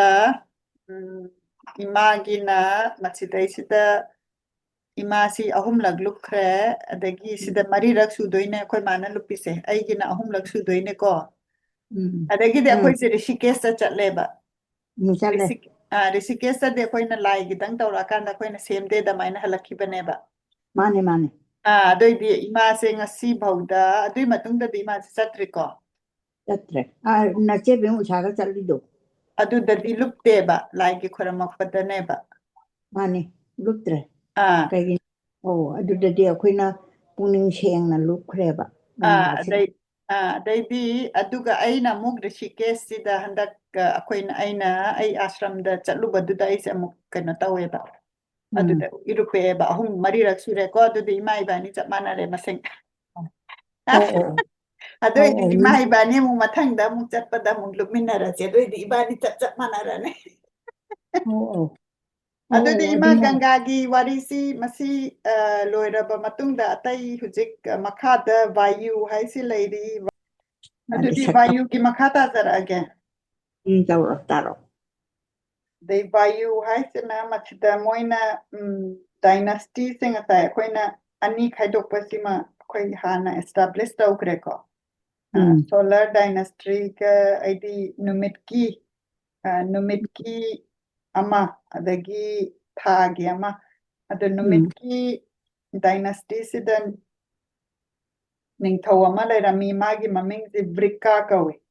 ꯕ꯭ꯔꯤꯀꯥꯒꯤ ꯃꯆꯥꯅꯨꯄꯥꯁꯦ ꯚꯥꯏꯌꯨ ꯀꯧꯏ ꯚꯥꯏꯌꯨꯁꯤꯅ ꯃꯥꯒꯤ ꯃꯄꯥꯁꯦ ꯂꯩꯈꯤꯗ꯭ꯔꯕ ꯃꯇꯨꯡꯗ ꯅꯤꯡꯊꯧ ꯑꯣꯏꯔꯦ ꯀꯣ ꯑꯗꯒꯤ ꯚꯥꯏꯌꯨꯁꯤ ꯃꯥꯁꯦ ꯌꯥꯝꯅ ꯑꯐꯕ ꯅꯤꯡꯊꯧ ꯑꯣꯏꯕ ꯑꯆꯨꯝꯕ ꯆꯠꯄ ꯑꯗꯨꯅ ꯃꯥꯁꯤ ꯑꯔꯊꯇꯁꯨ ꯔꯨꯜ ꯇꯧꯋꯦꯕ ꯄ꯭ꯔꯤꯊꯤꯕꯤ ꯗꯁꯨ ꯑꯗꯨꯒ ꯑꯩꯈꯣꯏꯅ ꯄ꯭ꯔꯤꯊꯤꯕꯤꯁꯤꯗ ꯃꯤꯑꯣꯏꯕꯁꯦ ꯃꯥꯒꯤ ꯒꯨꯟꯗꯨꯒꯤ ꯃꯇꯨꯡ ꯏꯟꯅ ꯀ꯭ꯂꯥꯁ ꯃꯔꯤꯒꯤ ꯃꯈꯥꯗ ꯈꯥꯏꯗꯣꯛꯑꯦ ꯕ꯭ꯔꯥꯍꯃꯅ ꯁꯇ꯭ꯔꯤꯌꯥꯁ ꯚꯩꯁ꯭ꯌꯥꯁ ꯁꯨꯗ꯭ꯔꯥꯁ ꯍꯥꯏꯅ ꯑꯗꯒꯤꯗꯤ ꯃꯥꯅ ꯃꯥꯒꯤ ꯒꯨꯟꯗꯨꯒꯤ ꯃꯇꯨꯡ ꯏꯟꯅ ꯃꯁꯤꯗ ꯄꯣꯛꯂꯛꯄ ꯃꯥꯒꯤ ꯀ꯭ꯂꯥꯁꯁꯦ ꯁꯤꯒꯤ ꯃꯇꯨꯡ ꯏꯟꯅ ꯃꯥꯒꯤ ꯗ꯭ꯌꯨꯇꯤ ꯂꯩꯕꯗꯣ ꯑꯗꯨꯗꯨ ꯄꯥꯡꯊꯣꯛꯄꯗꯨꯅꯦꯕ ꯃꯤꯑꯣꯏꯕ ꯑꯃꯅ ꯃꯥꯒꯤ ꯃꯗꯨꯒꯤ ꯀꯩꯅꯣꯁꯦ ꯄꯣꯛꯂꯛꯄ ꯃꯥꯒꯤ ꯀ꯭ꯂꯥꯁꯇꯨꯒꯤ ꯃꯇꯨꯡ ꯏꯟꯅ ꯃꯥꯏ ꯗ꯭ꯌꯨꯇꯤ ꯂꯩꯌꯦꯕ ꯑꯗꯨꯒꯤ ꯗ꯭ꯌꯨꯇꯤꯗꯨ ꯄ꯭ꯔꯤꯁꯀ꯭ꯔꯥꯏꯞ ꯇꯧꯔꯛꯄ ꯗ꯭ꯌꯨꯇꯤꯁꯦ ꯄꯥꯡꯊꯣꯛꯑꯣ ꯍꯥꯏꯕ ꯑꯗꯨ ꯄꯥꯡꯊꯣꯛꯇ꯭ꯔꯒꯗꯤ ꯌꯥꯝꯅ ꯀꯩꯅꯣ ꯌꯥꯝꯅ ꯆꯃꯝꯅꯕ ꯑꯃ ꯑꯣꯏꯔꯛꯀꯅꯦꯕ ꯑꯗꯨꯅ ꯑꯩꯈꯣꯏꯅ ꯃꯁꯤꯒꯤ ꯀ꯭ꯂꯥꯁ ꯃꯔꯤꯁꯦ ꯁꯤꯗꯩꯁꯤꯗ ꯗ꯭ꯌꯨꯇꯤ ꯄ꯭ꯔꯤꯁꯀ꯭ꯔꯥꯏꯞ ꯇꯧꯔꯛꯏꯁꯦ ꯀꯔꯤꯅꯣ ꯍꯥꯏꯕꯁꯤ ꯅꯥꯔꯗꯥ ꯄꯨꯔꯥꯅꯥꯅ ꯃꯥꯅ ꯐꯖꯅ ꯁꯤꯗ ꯇꯥꯛꯄꯤꯔꯤ ꯑꯗꯨꯅ ꯉꯁꯥꯏꯒꯤ ꯑꯩꯈꯣꯏꯅ ꯚꯥꯏꯌꯨꯁꯤ ꯑꯃꯨꯛ ꯑꯩꯈꯣꯏꯅ ꯄꯟꯈ꯭ꯔꯤꯁꯦ ꯃꯥ ꯅꯤꯡꯁꯤꯡꯁꯦꯕ ꯀꯔꯤꯒꯤꯅꯣ ꯍꯥꯏꯔꯒ ꯚꯥꯏꯌꯨꯁꯤꯅ ꯄꯥꯟꯕ ꯃꯇꯝꯗꯗꯤ ꯍꯧꯖꯤꯛꯀꯤ ꯀ꯭ꯂꯥꯁ ꯃꯔꯤꯁꯤꯅ ꯃꯥꯅ ꯇꯧꯒꯗꯕ ꯃꯊꯧꯗꯣ ꯑꯗꯨ ꯇꯧꯋꯦꯕ ꯃꯇꯝꯗꯨꯗ ꯑꯗꯨꯅ ꯑꯩꯈꯣꯏꯒꯤ ꯄ꯭ꯔꯤꯊꯤꯕꯤꯁꯦ ꯉꯁꯥꯏꯒꯤ 7 ꯔꯤꯖꯟ ꯑꯣꯏꯅ ꯑꯩꯈꯣꯏ ꯈꯥꯏꯗꯣꯛꯑꯦꯅ ꯑꯩꯈꯣꯏꯅ ꯅꯍꯥꯟ ꯑꯃꯨꯛ ꯉꯔꯥꯡ ꯄꯥꯕꯗ ꯌꯥꯎꯈ꯭ꯔꯦ ꯗ꯭ꯋꯥꯏꯄꯥ ꯍꯥꯏꯅ ꯑꯗꯨꯅ ꯅꯤꯡꯊꯧ ꯚꯥꯏꯌꯨꯁꯤꯅ ꯑꯁ꯭ꯋꯃꯦꯙ ꯌꯒ꯭ꯅ ꯍꯥꯏꯕ ꯌꯒ꯭ꯅꯁꯤꯗ ꯁꯒꯣꯜꯁꯦ ꯁꯦꯀ꯭ꯔꯤꯐꯥꯏꯁ ꯇꯧꯕ ꯑꯗꯨꯒꯨꯝꯕ ꯌꯒ꯭ꯅ ꯑꯃ ꯄꯥꯡꯊꯣꯛꯑꯦ ꯄꯥꯡꯊꯣꯛꯄꯁꯤꯅ ꯅꯤꯡꯊꯧꯁꯤ ꯌꯥꯝꯅ ꯁꯤꯡꯕ ꯑꯗꯣ ꯃꯥꯅ ꯁꯤꯡꯉꯕꯅꯤꯅ ꯃꯥꯒꯤ ꯌꯦꯛꯅꯕꯁꯤꯡꯁꯦ ꯃꯥꯅ ꯂꯣꯏꯅꯃꯛ ꯉꯝꯃꯦꯕ ꯑꯗꯣ ꯀꯣꯛꯁꯦ ꯕꯨද්ධꯤꯁꯦ ꯂꯩꯔꯗꯤ ꯌꯦꯛꯅꯕꯁꯦ ꯉꯝꯕ ꯑꯩꯈꯣꯏꯅꯀꯣ ꯑꯗꯨꯒ ꯃꯥꯅ ꯄꯥꯜꯂꯤꯕ ꯃꯤꯑꯣꯏ ꯃꯥꯒꯤ ꯄ꯭ꯔꯖꯥꯁꯤꯡꯁꯤꯁꯨ ꯌꯥꯝꯅ ꯅꯨꯡꯉꯥꯏꯅ ꯂꯩꯌꯦꯕ ꯑꯗꯨꯒ ꯅꯣꯡꯁꯤꯁꯨ ꯃꯇꯝ ꯆꯥꯅ ꯂꯥꯛꯑꯦ ꯃꯇꯝ ꯆꯥꯅ ꯂꯥꯛꯑꯕꯅꯤꯅ ꯆꯦꯡ ꯆꯥꯛ ꯑꯩꯈꯣꯏꯒꯤ ꯐꯖꯅ ꯆꯥꯅꯅꯕꯁꯤꯁꯨ ꯐꯖꯅ ꯄꯣꯠꯊꯣꯛꯁꯦ ꯊꯣꯛꯑꯦꯕ ꯑꯗꯨꯅ ꯃꯇꯝꯁꯤꯗꯗꯤ ꯃꯨꯅꯤ ꯔꯤꯁꯤꯁꯤꯡꯁꯤꯁꯨ ꯃꯥꯅ ꯂꯥꯏ ꯅꯤꯡꯅꯤꯡꯕ ꯈꯣꯠꯅꯤꯡꯕꯁꯦ ꯐꯖꯅ ꯀꯤꯗꯅ ꯃꯥꯁꯦ ꯂꯥꯏ ꯅꯤꯡꯖꯔꯦꯕ ꯑꯗꯨꯒ ꯄꯥꯞ ꯍꯥꯏꯕꯁꯦ ꯃꯗꯨꯗ ꯂꯩꯔꯝꯗꯦꯕ ꯁꯨꯃꯥꯏꯅ ꯃꯥꯅ ꯇꯧꯒꯗꯕ ꯃꯊꯧꯗꯨ ꯇꯧꯅꯔꯕꯅꯤꯅ ꯑꯗꯒꯤ ꯂꯥꯏ ꯈꯣꯏꯔꯝꯒꯗꯕꯁꯨ ꯑꯗꯨꯝ ꯈꯣꯏꯔꯝꯕ ꯑꯗꯨꯅ ꯃꯇꯝ ꯆꯥꯅ ꯑꯩꯈꯣꯏꯒꯤ ꯅꯦꯆꯔꯁꯤꯅꯁꯨ ꯅꯣꯡ ꯇꯥꯒꯗꯕ ꯃꯇꯝꯗ ꯅꯣꯡ ꯇꯥꯔꯛꯄ ꯅꯣꯡꯗꯨ ꯐꯖꯅ ꯇꯥꯔꯕꯅꯤꯅ ꯑꯩꯈꯣꯏꯒꯤ ꯆꯥꯅꯅꯕ ꯊꯛꯅꯅꯕꯁꯨ ꯐꯖꯅ ꯂꯩꯔꯛꯄ ꯑꯗꯨꯃꯥꯏꯅ ꯇꯧꯗꯅ ꯚꯥꯌꯨ ꯍꯥꯏꯕ ꯅꯤꯡꯊꯧꯁꯤꯅ ꯄꯥꯜꯂꯤꯉꯩ ꯃꯇꯝꯗꯨꯗꯗꯤ ꯌꯥꯝꯅ ꯅꯨꯡꯉꯥꯏꯅ ꯄꯥꯞ ꯍꯥꯏꯕꯁꯤ ꯂꯩꯔꯝꯗꯅ ꯄ꯭ꯔꯤꯊꯤꯕꯤꯁꯤꯗ ꯄꯥꯜꯂꯝꯃꯤ ꯍꯥꯏꯅ ꯍꯥꯏꯔꯦꯀꯣ ꯑꯗꯒꯤꯗꯤ 90,000 yearsꯁꯦ ꯌꯥꯝ ꯅꯨꯡꯉꯥꯏꯅ ꯄꯥꯜꯂꯝꯃꯦꯕ ꯃꯗꯨꯒꯤ ꯃꯇꯨꯡꯗꯩꯗꯤ ꯍꯦꯛꯇ ꯀꯩꯅꯣ ꯄ꯭ꯔꯣꯕ꯭ꯂꯦꯝ ꯃꯌꯥꯝꯁꯦ ꯁ꯭ꯇꯥꯔꯠ ꯇꯧꯔꯛꯑꯦꯕ ꯑꯗꯒꯤꯗꯤ ꯃꯥꯅ ꯄ꯭ꯔꯣꯕ꯭ꯂꯦꯝꯁꯦ ꯁ꯭ꯇꯥꯔꯠ ꯇꯧꯔꯛꯏꯁꯦ ꯀꯃꯥꯏꯅ ꯇꯧꯔꯛꯏꯅꯣ ꯍꯥꯏꯔꯒ ꯚꯥꯌꯨ ꯍꯥꯏꯕꯒꯤ ꯃꯀꯣꯛꯁꯦ ꯍꯥꯏꯗꯤ ꯉꯁꯥꯏꯒꯤ ꯅꯤꯡꯊꯧꯁꯦ ꯚꯥꯌꯨꯅꯦ ꯃꯥꯏ ꯃꯀꯣꯛꯁꯤꯗ ꯃꯥꯅ ꯈꯜꯂꯦꯕ ꯃꯥꯅ ꯈꯜꯂꯤꯁꯦ ꯑꯁ ꯑꯩꯁꯦ ꯃꯌꯥꯝꯁꯤ ꯂꯣꯏꯅꯃꯛ ꯔꯨꯜ ꯇꯧꯔꯦ ꯑꯩꯁꯦ ꯌꯥꯝ ꯄꯥꯋꯔꯐꯨꯜ ꯑꯣꯏꯔꯦ ꯑꯗꯨꯒ ꯑꯩꯅ ꯌज्ఞꯁꯨ ꯐꯅꯌꯥꯝꯅ ꯀꯠꯂꯦ ꯑꯗꯨꯏꯗꯤ ꯃꯌꯥꯝꯅ ꯀꯩꯅꯣ ꯃꯌꯥꯝꯅꯗꯤ ꯅꯤꯡꯉꯤꯁꯦ ꯂꯥꯏ ꯅꯤꯡꯉꯤꯅꯤꯗꯅ ꯑꯗꯩꯗꯤ ꯅꯤꯡꯊꯧꯁꯤꯅ ꯃꯥꯅ ꯃꯌꯥꯝꯁꯦ ꯂꯥꯏ ꯅꯤꯡꯉꯤꯁꯦ ꯃꯌꯥꯝꯁꯤꯅ ꯑꯩ ꯑꯣꯏꯅ ꯅꯤꯡꯒꯗꯕꯅꯦꯅ ꯃꯥꯁꯦ ꯈꯜꯂꯛꯑꯦꯕꯀꯣ ꯃꯥꯏ ꯃꯀꯣꯛꯁꯤꯗ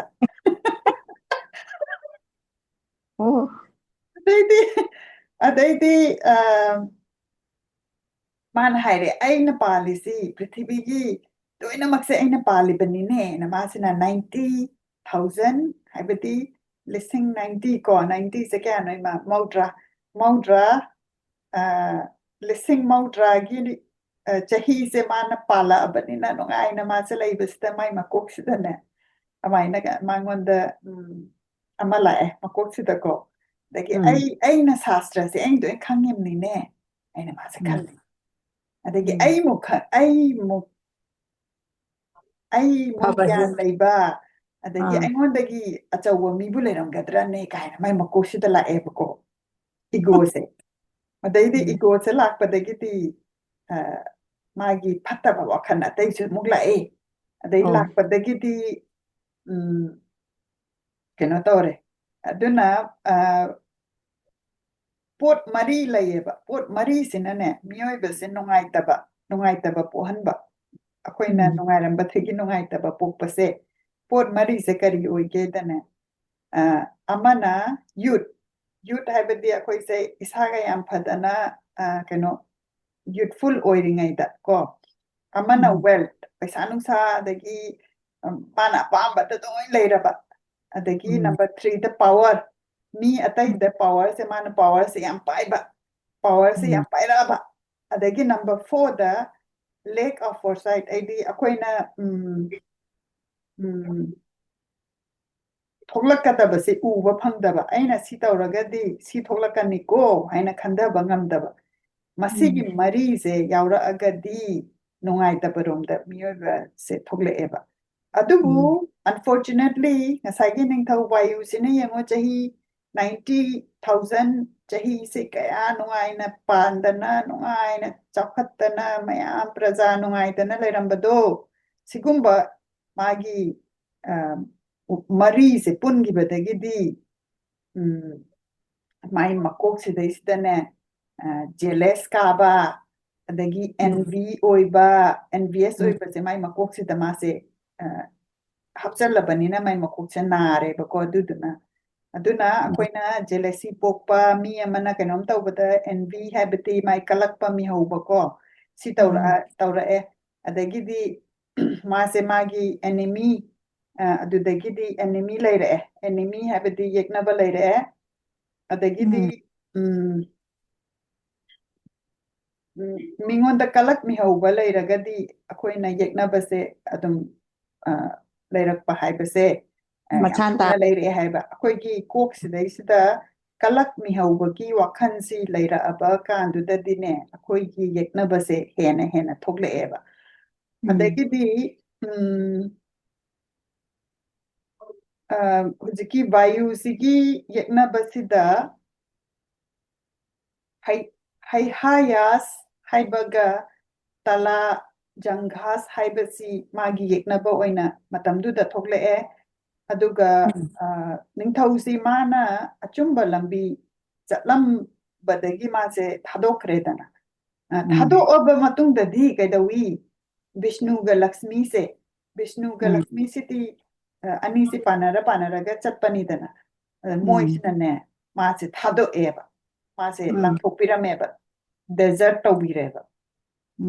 अदगिदि लानगासे थोए लानसे थोकपसिदैसना ngसाइगी हाइहायास हाइबा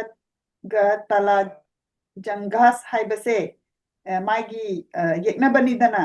मोइसिनाने मासे ngamग्रेबा काग्रेबा मोइना जोय ओइग्रेबा मोइगी मागी येक्नबसिना अदगिदि मागी निंथौरेंदुसु लौबिग्रे अदगिदि मासे निंथौ माना फजना ओइदना मागी किंगडमदुदगी तांथोक्पिदना मासे जंगलदा फॉरेस्ट चलो आइना मासे दुदै तांथोक्पिरेबको मदैदि कैदौरे वायुगी मागी लोइनबी नुपीसी की ममिंगसे यादवी कवेबा अदो यादवी से मतमदुदा मासे अंगांग एक्सपेक्ट तवेबा मचा मबुक्ता मचा लैरबा ओयेबा अदुना मागी वायुगी येक्नबा सिंगसिनाने मासे तांथोक्पद भौदने पेंद्रदनने मागी मचानुपासिना पोगला अकांदा अखोइदा लमन खुमकनी हाइबगी वखनसिदैसिदने मोइसिना यादवीसे हाइबदी मागी लोइनबी नुपी सिगी ममिंगनिको यादवी हाइसे मसिदैसिदने poison gara se pizareba yanko mabuk yang atreno mai yeknabasina adu bu masdaisa mana muk kitang amuk sengto mi se man haisi atai purana dadi padma purana dadi keno hujiki yadabi se ma poison piri se magi vayu haibagi nupi second wife na pizabane haiko adu bu पुराना सिंसे माई मागी मतम दो different इबनिना कितंग खेना बवारी यावे हाइसि मदि अखोइन हाना सो हाइजग्रे अदुबु मसिदा सेंगी बसिना करिनो हाइबदी यादबी से मासे मबुक कंगिंगाई दुदा मांगोंदा poison पिजै हाइबदुगी वारी सिमदि अदुम चुम्मी हाइबदी अनिमक सिदा दुम अकाउंट से इरमनेबा अदगिदी वायु सिना मासे मागी माना तौरुरिबसे अरानबसी मा रिफ्लेक्ट तौरे अदगिदी तौरा कांसिदैसदा मासे मागी लोइनबी यादवीसिका मासे इकना इंगना चिकना मतोमदा तुमिन्ना अमतंग कनो लैजरगे न मासे औरबा कौबा मुनि अमगी आश्रम द मोइसे लाए अदगिदी मोइनाने आश्रम सिदा लाकपसिदा इसदने लंबी से याम सांगबा अदे सांगबसिदा निंथौसे अस चानिंगदना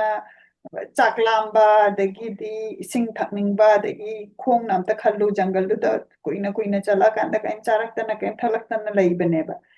अदैदा मोइसे लंबी सिदा पुखरी अमा लैरमेबा द पुखरी से लैरमबसिदा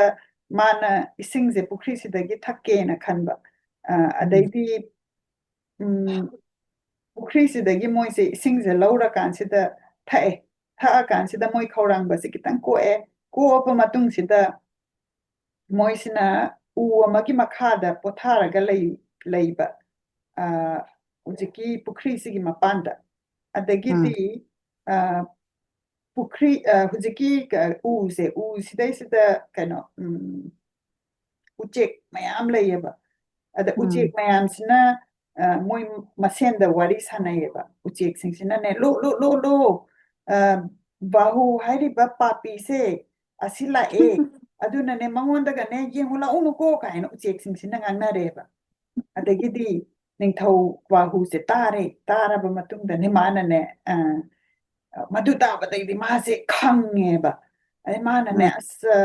ꯑꯩꯒꯤ ꯃꯛꯇꯗ ꯃꯥꯒꯤ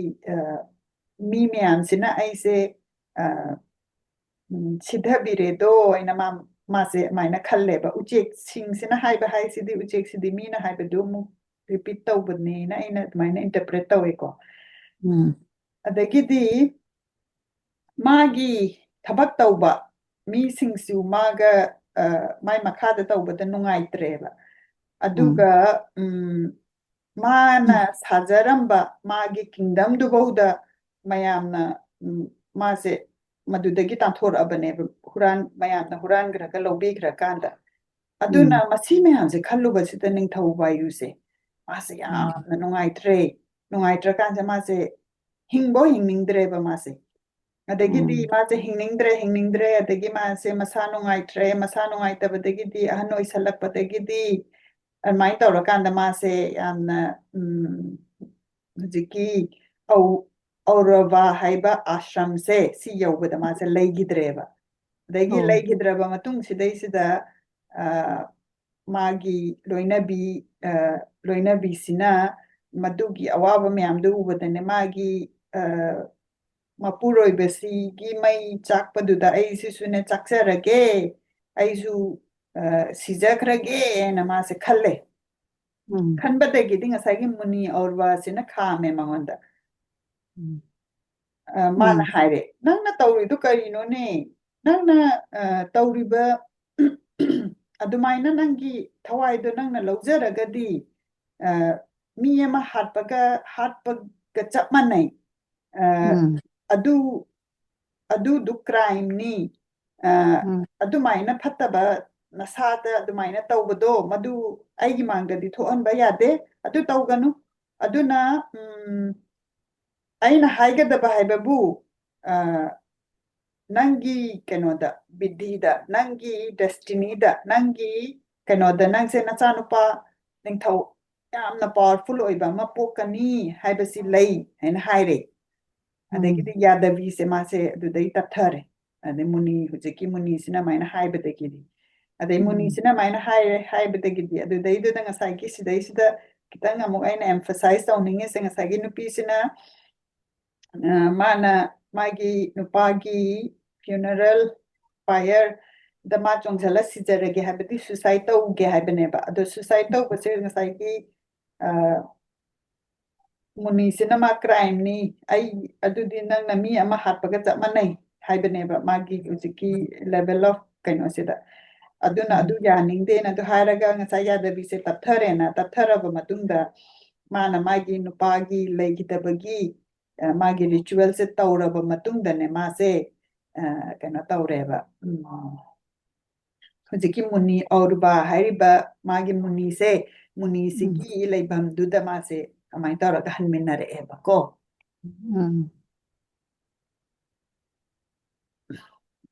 ꯑꯗꯒꯤꯗꯤ ꯋꯥꯔꯤꯗꯤ ꯌꯥꯝ ꯅꯨꯡꯉꯥꯏꯔꯤꯕꯣ ꯑꯩꯁꯦ ꯄꯨꯡꯁꯤ ꯌꯦꯡꯉꯤꯅꯦ ꯌꯦꯡꯉꯨ ꯑꯗꯣ ꯃꯊꯪꯒꯤ ꯋꯥꯔꯤꯁꯤꯗꯤ ꯈꯔ ꯁꯥꯡꯉꯦꯕ ꯏꯃꯥ ꯑꯗꯨꯅ ꯑꯩꯅ ꯈꯟꯕꯗ ꯃꯁꯤ ꯍꯌꯦꯡ ꯂꯧꯊꯔꯁꯦ ꯍꯣꯏ ꯐꯔꯦ ꯑꯩꯗꯤ ꯃꯥꯒꯤ ꯃꯆꯥꯁꯤ ꯄꯣꯛꯂꯛꯑꯕ ꯃꯇꯨꯡꯗ ꯀꯃꯥꯏꯅ ꯇꯧꯕꯅꯣ ꯍꯥꯏꯕꯗꯣ ꯑꯗꯨ ꯀꯩꯅꯣ ꯇꯧꯔꯛꯀꯅꯤ ꯑꯗꯨꯒꯤ ꯃꯈꯥ ꯇꯥꯔꯛꯀꯅꯤ ꯑꯗꯣ ꯌꯥꯝꯅ ꯅꯨꯡꯉꯥꯏꯔꯤ ꯋꯥꯔꯤꯁꯦ ꯑꯩꯉꯣꯟꯗꯗꯤ ꯑꯩꯅ ꯑꯅꯤꯁꯨꯕ ꯄꯥꯕꯅꯦ ꯃꯁꯤ ꯏꯪꯂꯤꯁꯇ ꯄꯥꯔꯦ ꯑꯗꯒꯤ ꯑꯩꯅ ꯏꯃꯥꯗ ꯑꯃꯨꯛ ꯃꯩꯇꯩꯂꯣꯟꯗ ꯍꯟꯗꯣꯛꯅꯕ ꯄꯥꯕꯁꯤꯅ ꯑꯃꯨꯛ ꯑꯩꯉꯣꯟꯗ ꯀꯣꯛꯇ ꯍꯦꯟꯅ ꯆꯪꯍꯜꯂꯦ ꯍꯥꯏꯇꯥꯔꯦꯀꯣ ꯑꯗꯨꯗꯤ ꯌꯥꯝ ꯅꯨꯡꯉꯥꯏꯔꯦ ꯏꯃꯥ ꯉꯁꯤꯒꯤꯗꯤ ꯂꯣꯏꯁꯟꯖꯔꯒꯦ ꯑꯗꯨꯒ ꯍꯌꯦꯡ ꯑꯃꯨꯛ ꯈꯤꯇꯪ ꯉꯟꯅ ꯉꯁꯥꯏꯒꯤ ꯄꯨꯡꯗꯣ ꯑꯗꯨꯒꯨꯝꯕꯗꯨꯗ ꯄꯥꯃꯤꯟꯅꯔꯁꯦ ꯑꯗꯨꯑꯣꯏꯗꯤ ꯑꯩꯅ ꯑꯩꯒꯤ ꯊꯕꯛ ꯑꯣꯐꯤꯁꯀꯤ ꯍꯧꯗ꯭ꯔꯤꯉꯩꯗ ꯁꯤꯅ ꯕꯦꯁ ꯇꯥꯔꯦ ꯐꯔꯦ ꯖai Shri Krishna Govinda जय श्री कृष्ण